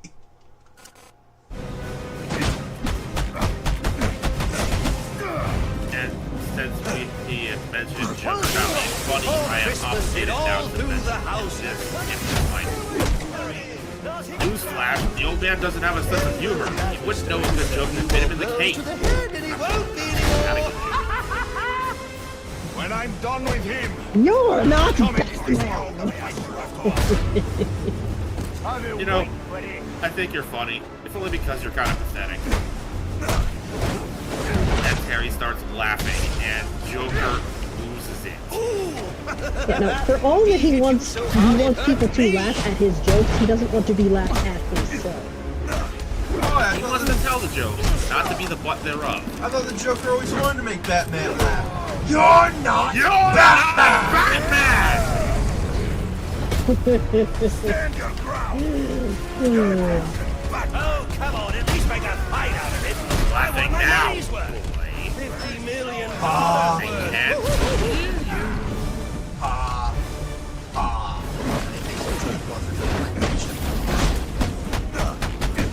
Hold up, guys.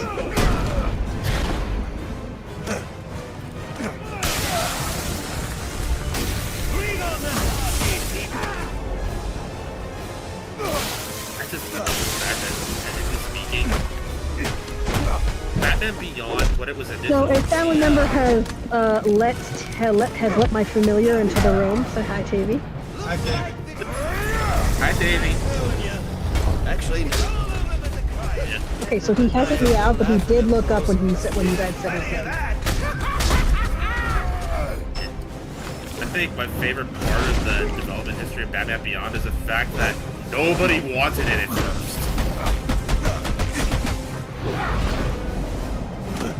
So when the studio first suggested a TV show with a teenage Batman to relate to younger viewers, as if the presence of Robin wasn't already doing that, People don't relate to Robin, though. He sucks. Which one? Yes.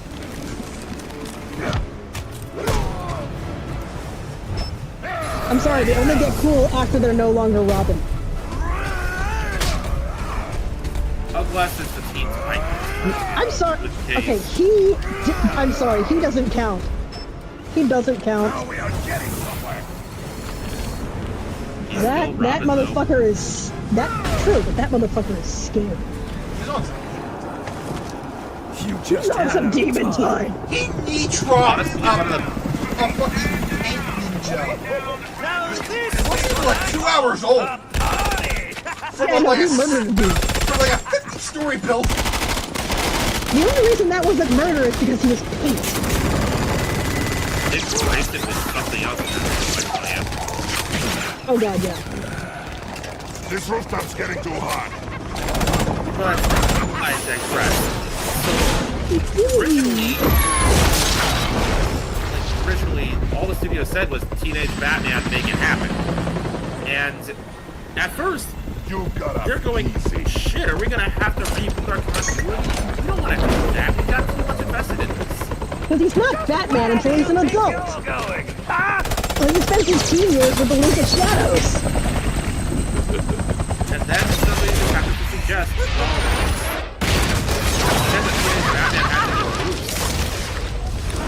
And you know, obviously this person is, you know, almost immediately crucified for blasphemy. But once they managed to talk down the guys with pitchforks. They realized, yeah, put this a bit further into the future.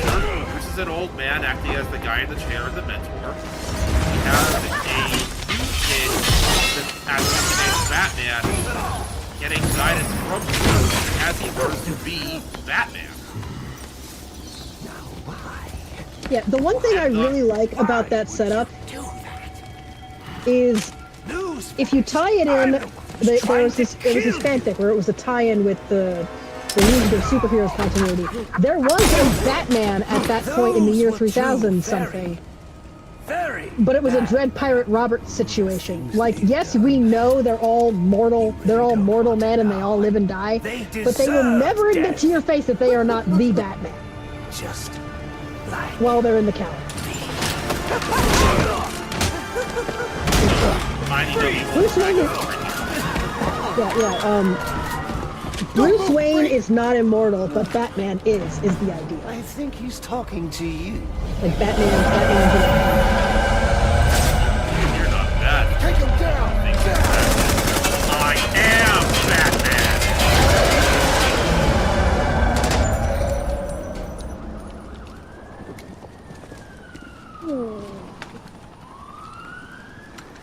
me he guess. didn't feel made up. Got away. He didn't.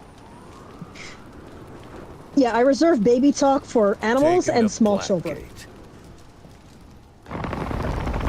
As most people should.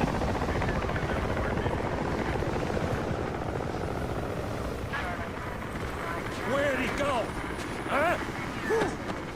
The bat. Your partner. My partner? Who else would jump off a building to save your sorry ass? You know, officer. I was wondering the same thing myself. And this is where the obsession starts.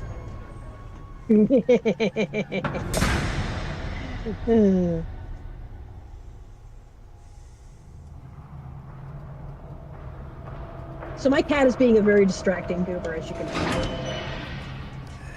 Welcome to Blackgate. We're gonna do a quick psychiatric evaluation. God. Bad day, huh? Cops in this. They're not saying her name, but we all know who that is. Defenseless. Yep. Tell I me mean, something. was it supposed Have to you ever had be unclear? bad? Yeah, because they're not showing her face. And what do you mean by A that? really bad day. All people should know. There's nothing. See, I so don't like the cruel as read memory. that Batman is just as crazy as Joker, and it would take one bad day to go forward justice. I don't like that read on him. Inescapable. I honestly think it's inaccurate. Unrelenting. Not Is at that- all friendly. That's you're kind of You like can't you even read escape you into like madness. you read out works of fiction by Alan Moore, and you think you understand it. The dark, edgy, uncharitable read of like Alan Moore stuff is usually incorrect. You have to actually go deeper. He's not saying, wouldn't it be cool if superheroes fought and superheroes killed? He said, let's talk about this and the effects it would have in the world. It's like he's actually saying this would be a bad thing, actually. Like, I have seen people who unironically said that Red Hood had the right idea. And that heroes who attempt to restrain themselves from killing are just part of the problem. I'm gonna need more specifics. Well, newsflash. let's phrase it. Word association. That sounds Go ahead. Batman doesn't delightful. kill because the instant he does, he stops being a symbol of justice and starts being the one imposing his own justice. And that is Okay. precisely what he's attempting One to more. avoid. And I need Yeah, you it's to called be serious tyranny. for this one. Here's the thing: if even if even one person is not entitled to due process like a trial, because this is just extrajudicial killing is what it is. You are just murdering these people. You don't answer to a court or to the law. You just answer to yourself, and you just murder these people because you said they were bad. Well, here's the thing: when that starts happening, well, he'll only go after the bad people. Who decides who's the bad people? I decided you're a bad person. You're going to die. But I'm not a bad person. Prove it. Prove it without a trial. And also, I'm not saying to kill all criminals, just this one. And if I make an excuse for him, what's stopping me from making an excuse for, say, the Riddler, The next one. Penguin? The next one, and the next one, and the next one. Until it's not about criminals anymore, it's about people who speak out against you. Yep. Also, I would like to add that Batman already had his one bad day. That's why he's Batman. Yeah, Bro already had his bad day. It proves that Joker's whole philosophy is false. Yeah, the Joker is wrong. That's the whole point. Yep. Also, these little... Like, if your hero is agreeing with the villain, generally, narratively speaking, that's supposed to be a viewpoint they grow out of. Mm-hmm. So, these You little... wanna know something funny? I used to think of These little fate as moments in the evil. Joker's mind... Predetermined, not by are, some well, higher power, no, but by the rules of human I'm Certainly entertaining. I'm pretty sure you can tell what they're trying to change. What? They're Yeah, no. Have you They're ever had the referencing the feeling Killing that Joke your without entire having to say life has been building towards this his origins kept the joke. Is that how you feel? Yeah. Besides, it's the Joker. Mr. I prefer my backstories to be multiple choice. Bad days, the brutality. Because frankly, how he got the way he is not super relevant. So now you see fate differently? It's just kinda not. Absolutely. Now I understand. There are no. In his mind, his backstory is just another joke. One that can be tweaked to fit the audience. To whom I've met tonight. So that's someone special? Yes. And you might say it's changed everything. Everything? Absolutely. I mean, do you realize what a wild world we live in? How lonely it is to wade through all that wretched filth on your own? Tell It is kind his of obsession with Batman is really starting to Of course, you understand. Even in a crowd of other screwballs, you're so alone that you can kick, claw, yell, scream at the top of your lungs. It's like you don't even exist. I feel... Okay, here's the thing about Harley Quinn and the Joker. When they are well written, their romance is fucked up as hell, but it's consensual. They're both into treating each other that way. And being treated that way.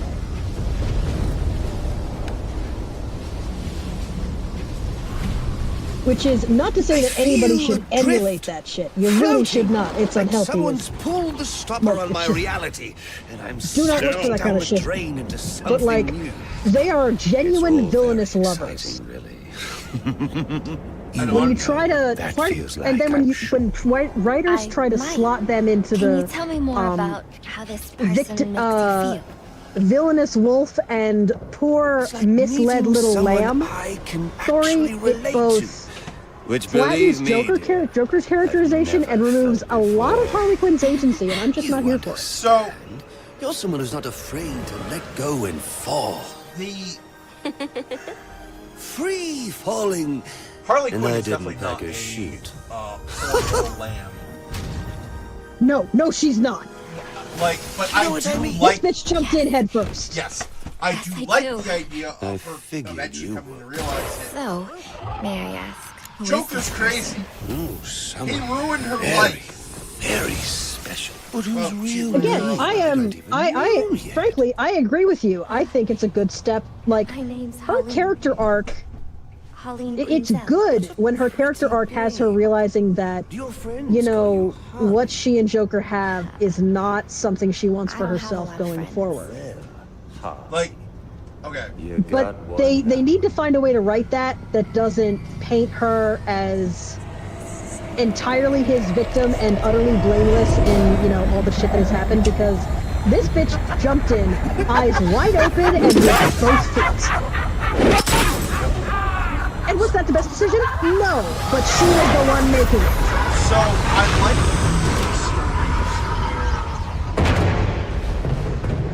Harley becomes her own person. Why? Like, Harley and Ivy are a much cuter couple anyway. Yep. Okay, in Injustice. Oh, I'm here for I am very much here for clown flower lesbians, but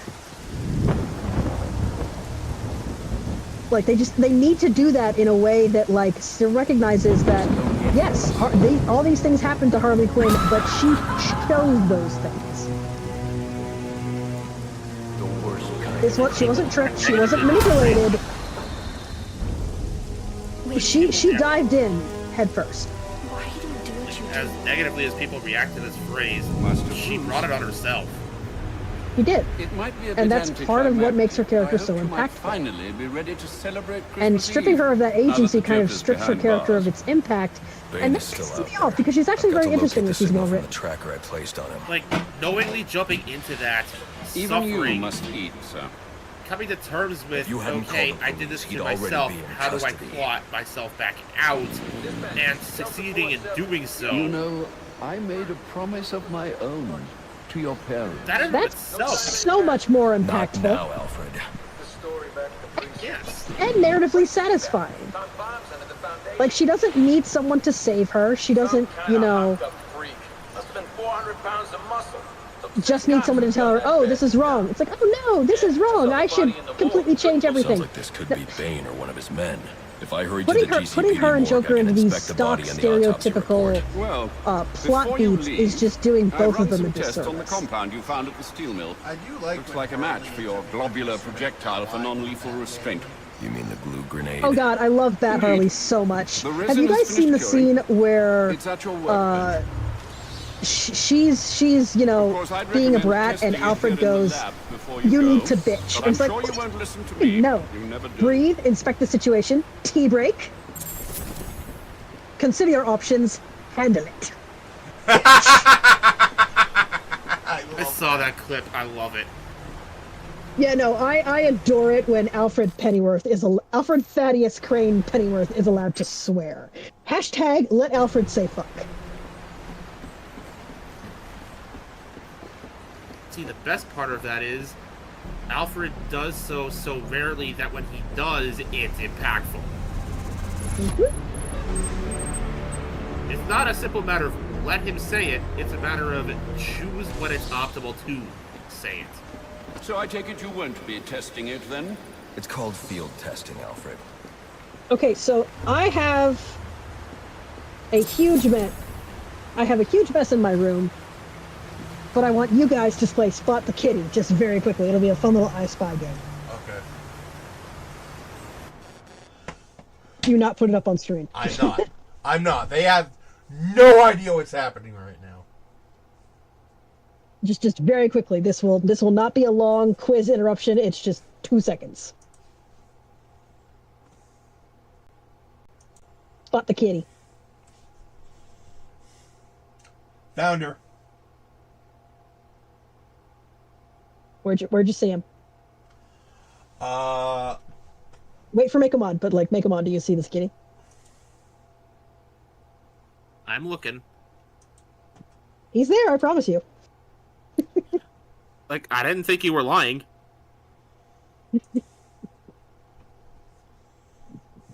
Like, that's his favorite spot in the entire room.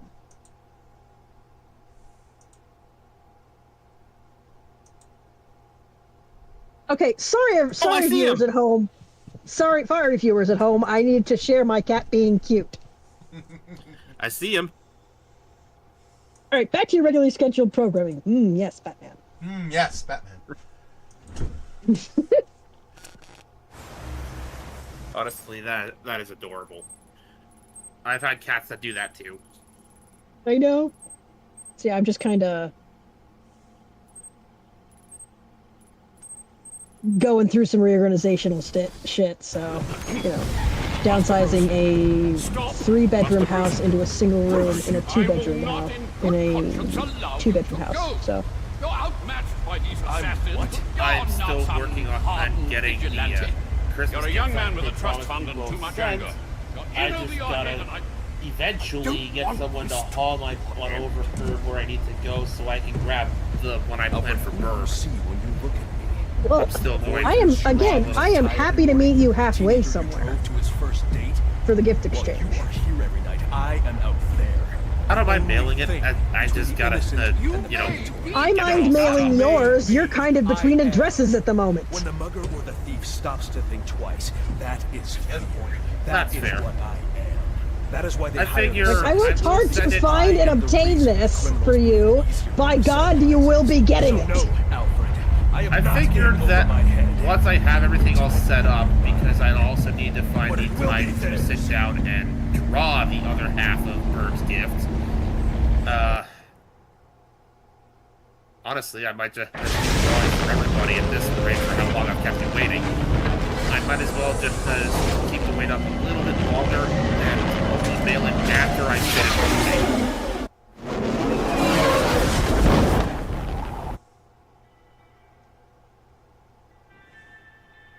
I trust you realize This way. you can't gives me a little bit more time to continue looking. That's happened there tonight. I know I can't do that. I'll have to find a way in that'll avoid detection. Indeed. Now look, I'm sorry about what I said before you left. I hope you understand. It's just because... It's okay. I understand. I'm gonna unlock the remainder of the fast travel points.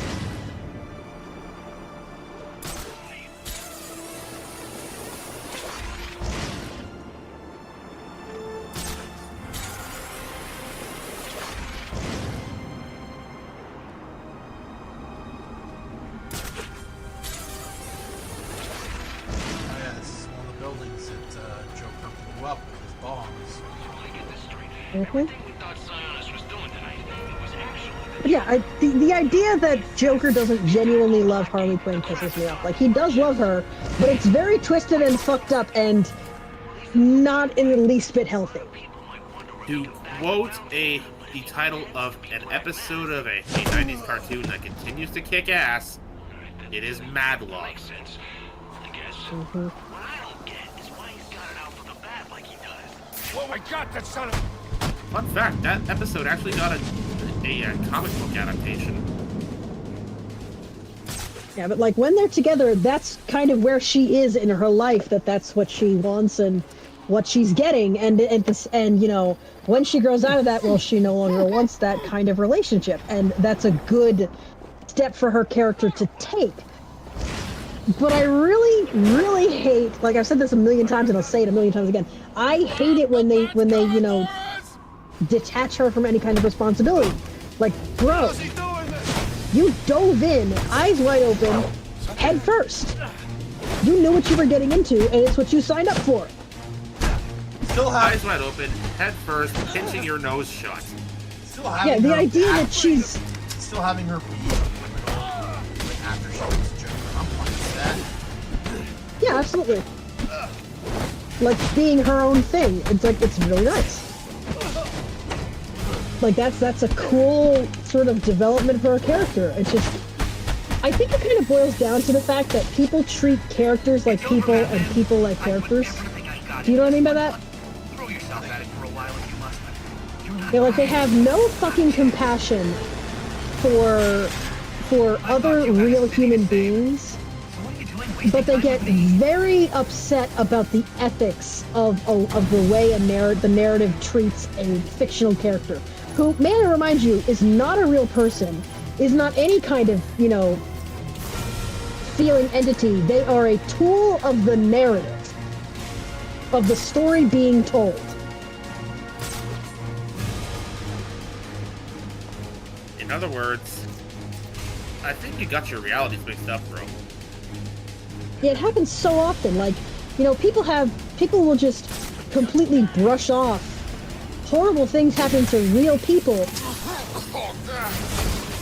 But this character who deliberately committed acts of malice and destruction, oh, poor baby, he had a hard childhood.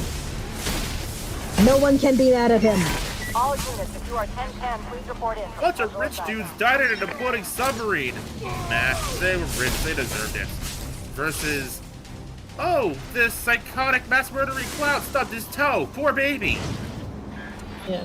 Like, I will say that the submarine example specifically is not great for my argument, because they were told time and again by multiple sets of experts not to go down there in that sub, that it was going to break.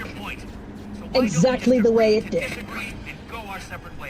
I don't think they were warned repeatedly by multiple different sources that they would most likely die if they went down there, and they did it You're anyway. invading people's privacy. You got how many assassins running around out there? So I won't say they deserved to die. I will say they were responsible for their own deaths. You're going after Gotham Optics next, or maybe I don't think anyone deserves to die. I do think it is entirely possible to be responsible for your own death. There's a difference between responsibility and deserving. Yeah, exactly.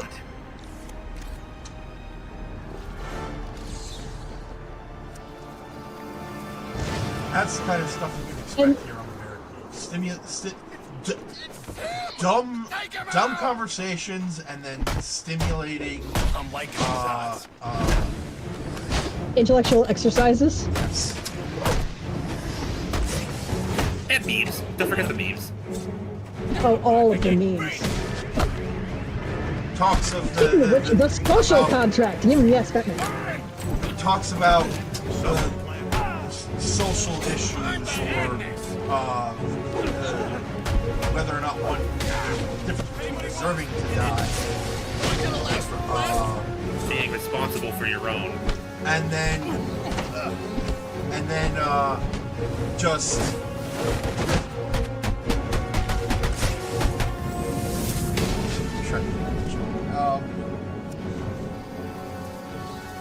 My Little Pony jokes. Those happen too. And then you get shit like, Haster, you're a thirsty bitch! I mean, he is. So, okay. There was a conversation between me, Mikumon, and Red. Now, this did not go the way that their conversations usually go. Because he's playing Doom the Dark Ages right now, and he got to the point where motherfucking Cthulhu showed up. And when he shared a picture, I responded with, "You octopus-headed fuck! Your brother's a bitch and your daughter's a bicycle!"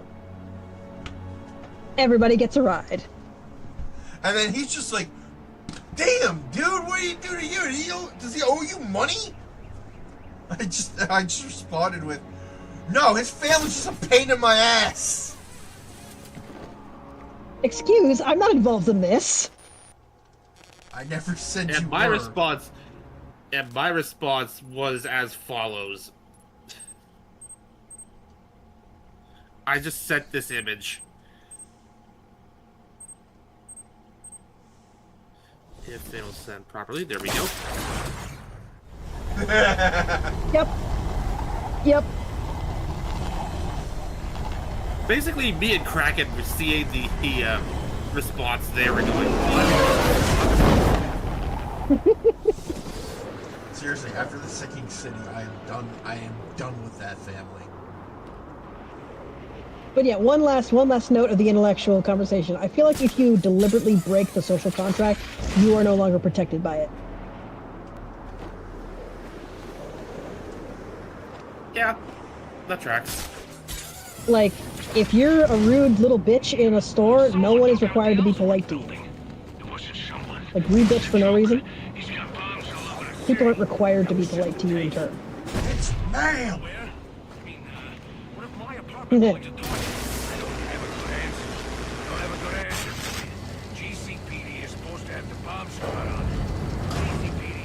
If you're, advocating that people, like, if you're advocating that people should be killed for their beliefs, that's a pretty extreme belief, bro. Congratulations, you are a terrorist. Yep. I hope you enjoy the taste of your own blood. And teeth. I guess that puts you in that... Oh, come on, it's not explosive, it's a Ginsu missile. Wait, isn't that the spiky missile? Yeah. Oh, God. So it's called a Ginsu missile because it has blades. And, Ginsu is a very good knife company. If you can get your hands on a Ginsu cooking knife and a Ginsu kitchen knife, they're so nice. So... Like, you can paper thin meat with those, it's great. I've watched American Wizard. I know what spiky missile is.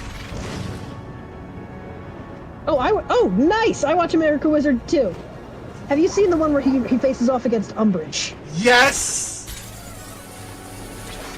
It's like Master has given Dobby a Glock! It's like, of all the shenanigans American Wizard gets up to, I feel like that's the one Hermione will approve of. Given how self-Glock. Evidence collection difficult. I should Master has given the victim. Dobby a Glock. Master, Dobby is a free elf. You armed my house elf? His name is No, I Alex didn't. Kane. I didn't arm He's a small your time house arms elf. dealer that frequently I armed served all Penguin. the house elves. Cause of death What? was a gunshot wound Oh yeah, to the no. heart. I like the fact that, you know, he acknowledges that Lucius Malfoy is a very pretty man, but Draco is the definition of ugly duckling. That man is not turning into a swan. I was about to say, with no swan phase DNA in evidence sight. indicates the killer. No fired swan phase in sight and the man's 30. This suggests the two men knew each other. Maybe it was a deal that went bad. To quote one of the various mercenary ape guards in Sly Cooper 3, Interesting. "You look better in the Fire was dark, actually yeah?" started by the victim. No, seriously, Chemical you are residue an ugly, points to an ugly man. incendiary grenade. This arms dealer always comes prepared. The spread pattern means the killer would have been trapped here, though. But there's no second But turn the body. lights down low for a Found way reason. out.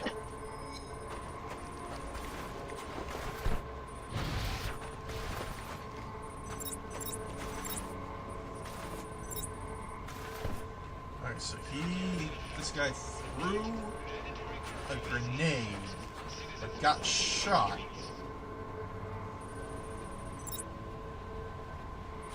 So, grenade didn't go for.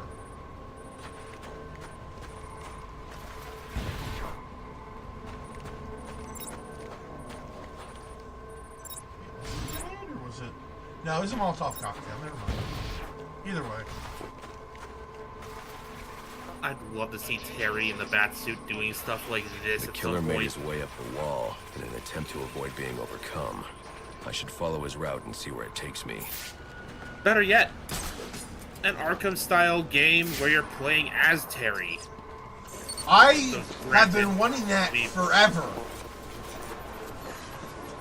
Granted, we kind of missed the There's no way ability he to could have reach that Kevin ladder. Conroy I playing should old review man the crime Bruce, scene but to see how he made the his one who escape. plays younger Bruce here in this game does a decent job.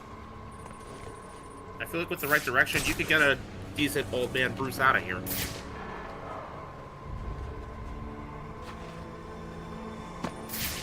So it's not impossible.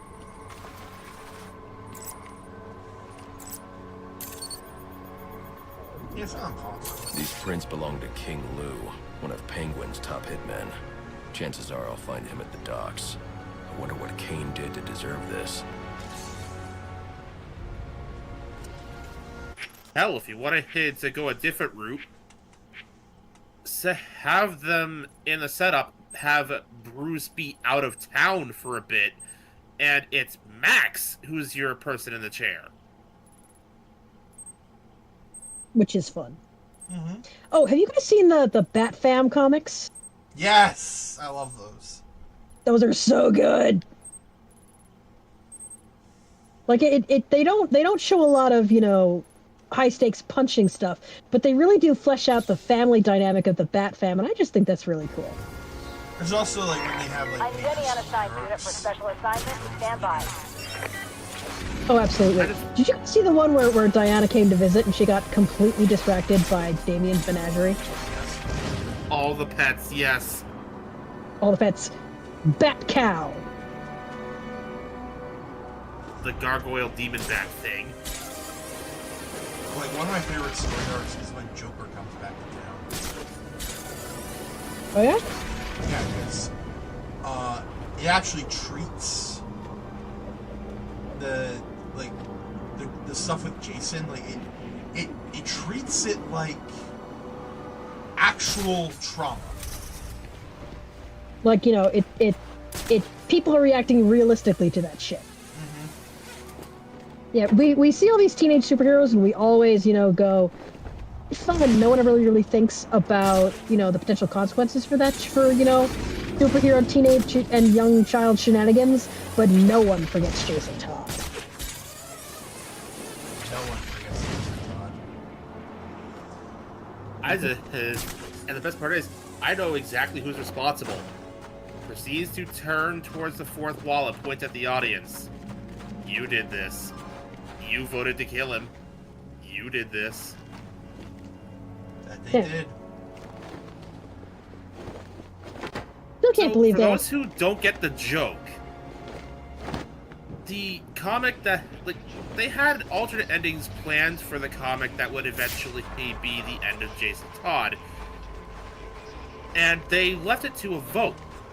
People could call a phone number and vote whether he lived or died. And a staggering amount of people voted to kill him.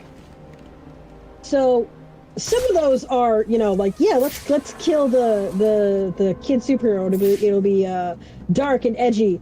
And I think a good portion of the rest of them were doing the joke vote. You know, like, people, if they're given a vote, sometimes they will be silly with it under the assumption that everyone else will vote, like, responsibly and reasonably. And there was also inevitably going to be that third portion of people who just hated this character, wanted him gone so we could get a new Robin. Exactly. So a combination of the dark and edgy lads, the people who didn't realize so many of them were voting yes, or they wouldn't have done it, and the people who just genuinely wanted Jason Todd dead. So, like, during that whole arc, like, some of the Bat family actually suggested that Jason leave Gotham for a time.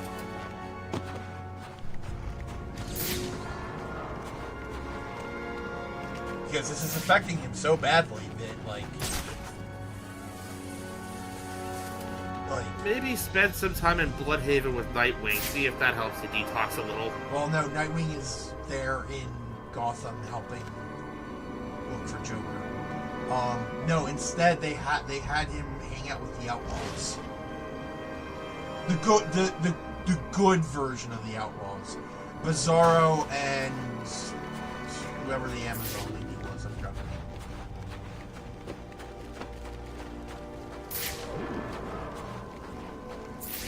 Where the fuck? You know what? Not important right now. Yes, Batman. Well, we actually are talking about Batman. Well, I was just trying to find... That was more of an ironic... That was more of I'm being silly about it than being serious. Ah, gotcha. I was just trying to find Black Man's drug stash, but I think... I believe it's not available now. So, I'm gonna... we are gonna call it a day.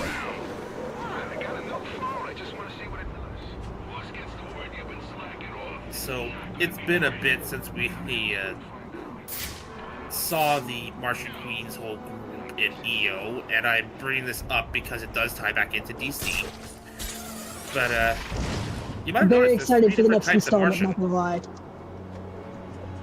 Boss made a fortune off all these assassins. Think we'll see a piece? I'm sorry, I was talking over you by accident.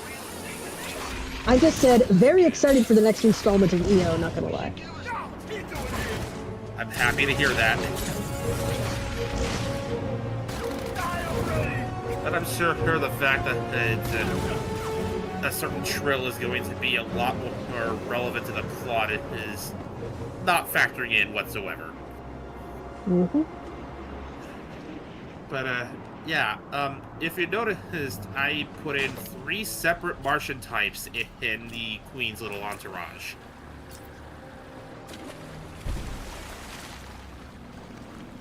Two of which are basically the Martians as depicted in DC, green and white.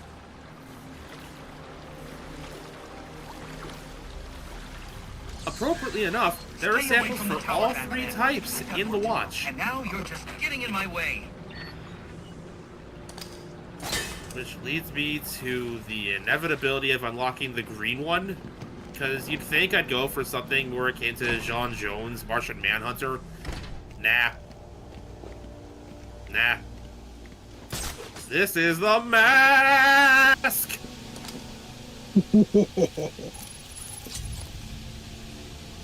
You know what I would kill to see? Goron Shaw.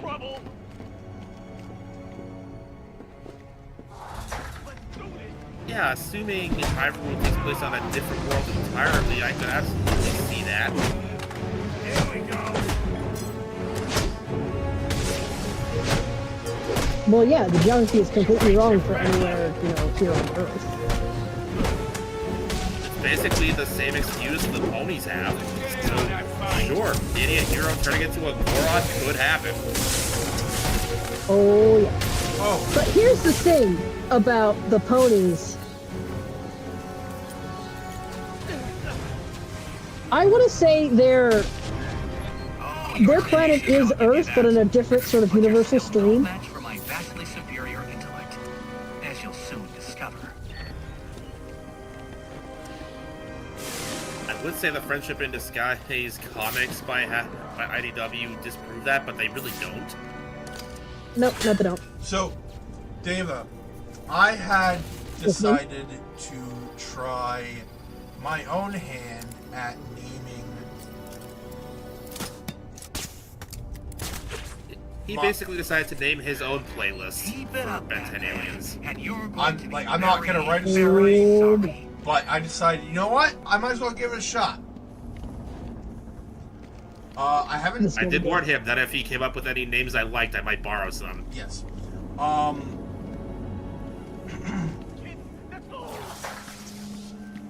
So, I haven't named all of them yet.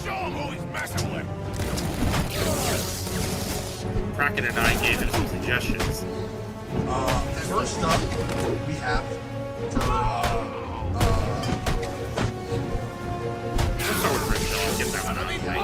for Ripjaws, I decided to just say fuck it and name him Dagon.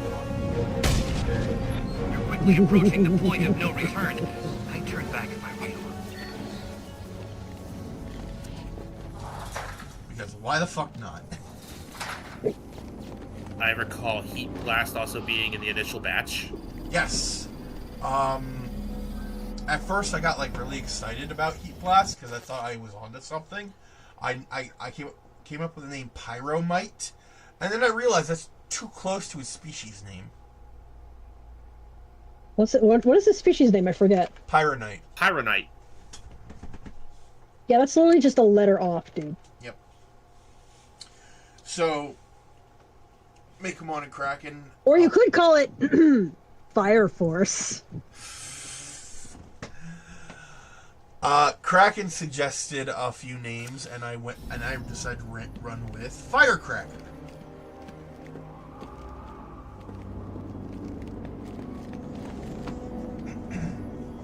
And then Firefight was also an option.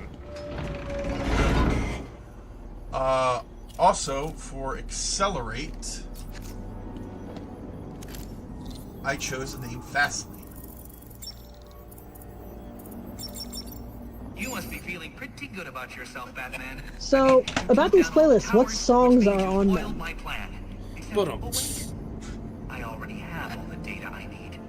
And as soon as I'm done uploading it, so will everyone in Gotham. There's still time for me to put an end to this. There is. Yeah, I blame the official in-universe terminology for this one. You get an A for effort, but an F for impact. Oh, it's right here. There we go. But yeah, in-universe, in the actual Ben 10 series, each group of 10 aliens is referred to as a playlist. Alright. I mean... By the watch itself.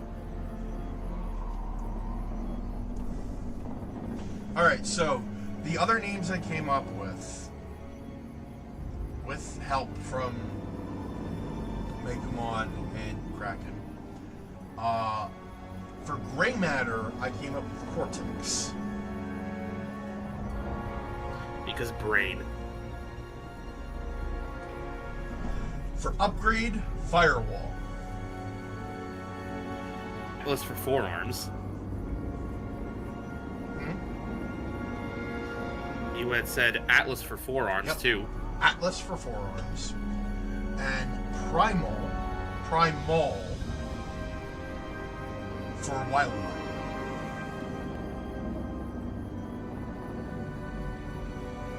Spelled out in the chat here. So that just leaves Diamond. That just leaves Diamond Head, Stinkfly, and Ghost Freak.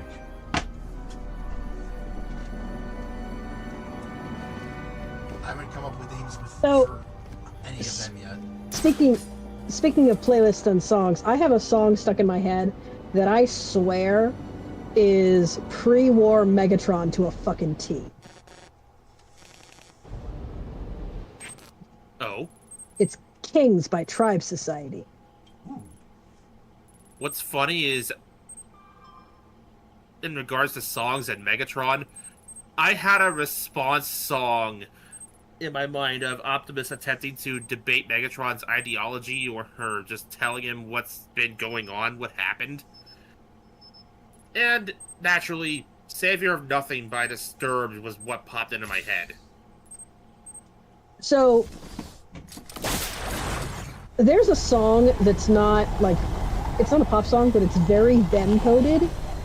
Are you guys familiar with the Plagues song from that movie, Prince of Egypt?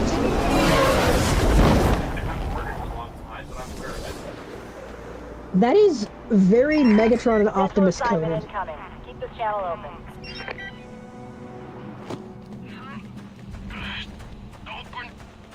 Like they used to be brothers, and now they're you know, have clashing ideologies and face each other in a conflict. It works. Or taunting the newly minted Prime for being what he is. You're Yeah. playing with the big boys now. Ooh, yeah. Poor Rodimus. Yeah, Rodimus had the worst possible scenario for becoming a Prime. Enigma, where are you? I'm right here. The Autobots wanted a legend, a symbol. Disappointed I didn't choose to meet up What in they got person. was a leader What's this who wasn't about? even ready for the Zionis hire Matrix. you to throw me off his trail?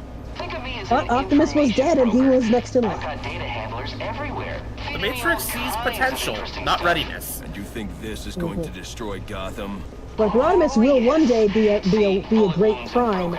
The Matrix doesn't seem to care that he's not there yet. Emails, that kind of damage can never be repaired. Tomorrow morning, when I release everything I've got, the city's going to collapse. The Matrix grants power and technically wisdom, but it does not download that wisdom into your head on contact. You still have to earn that wisdom. You gotta tap into it. And, to borrow / paraphrase a Megatron quote, it is said we gain wisdom through suffering. Rodimus was very wise by the end of his tenure. You've lost Batman. Might as well head home and get some rest. But you're forgetting the most boss part of that entire quote. I've got a feeling tomorrow's going to be a very busy day for you. Again, I was paraphrasing, One way or but another, do go I'm on. shutting you down. It is said we gain Destroying wisdom all the through network suffering, relays and I will let me intend to make access you his very. server. It's the only way to stop him. Those must be the handlers he was talking about. Yeah. I can use them to track down the I extortion will say, data he's it gave been me collecting. chills to hear that spoken out loud when I found it in a stop motion. I sent you the link yeah. a few days ago, by the way. Oh, that's what that was. Yeah, I still need to click on that. Yeah, it's basically a stop motion in a series recounting the early days of IDW's continuity. And yes, in that one I sent yes. you, Megatron says the line. Batman. Well, we're at 2 hours and 18 minutes, so I'm gonna head back to the Batcave. That doesn't mean we're clear to go off topic just Before he yet. could make it talk to the Batcave, Abraham Lincoln jumped out of his grave, put Dave's in 7 up from under his hat, blew Batman away with a rat-a-tat-tat. Then he ran out of bullets and he ran away because Optimus Prime came to save the day. This is the ultimate showdown of ultimate destiny. Good guys, bad guys, and explosions. As far as the eye can see, and only one will survive. I wonder who it will be. This is the ultimate showdown of ultimate destiny. The best part about that song is that because they're only specific with a handful of characters, that song can be, you can imagine like characters from like now, like heroes and villains from now taking part. but it will always end the same way. Fight went on for a century, many lives to claim, but eventually the champions stood, the rest saw their better. Mr. Rogers in a bloodstained sweater. They came to the wrong neighborhood. What? You came to the wrong neighborhood, motherfucker! Let me take off my petty. Let me put on some sneakers so I don't have to get blood on my petty loafers. Oh god. One time when we were playing, what was it? Friendly Neighborhood? It's like a first person Resident Evil-ish horror game with puppets. I beg your finest fucking Krispy Kreme deep fried pardon. For one of the intros, I recreated the Mr. Rogers intro. I sang it too.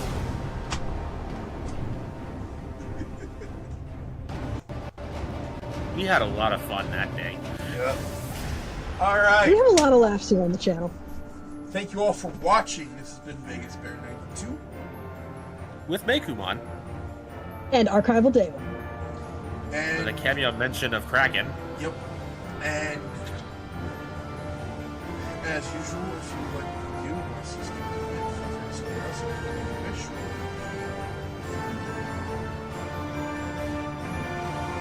Whether it be monetarily or through engagements. Yeah. Every little bit helps. Maybe because Bane scrambled your brains with a couple of hits to the head. Yeah, maybe. I mean, there were quite a few hits to the head. Yeah. Like a lot. You endured almost half the head trauma I've suffered over the course of my life. We will be back probably Tuesday. There may be a surprise stream on Saturday. That is entirely dependent on the bird. Because I warned him about the sheet of ice that is now my driveway.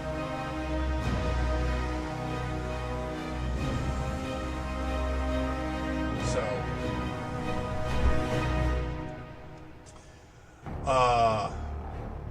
there may be a surprise stream on Saturday. There might not. Again, it all depends on the bird. And if there's not, we will be back on Tuesday with treats. So I'm excited for that. Love a good mystery. I just finished the game itself, so oh boy.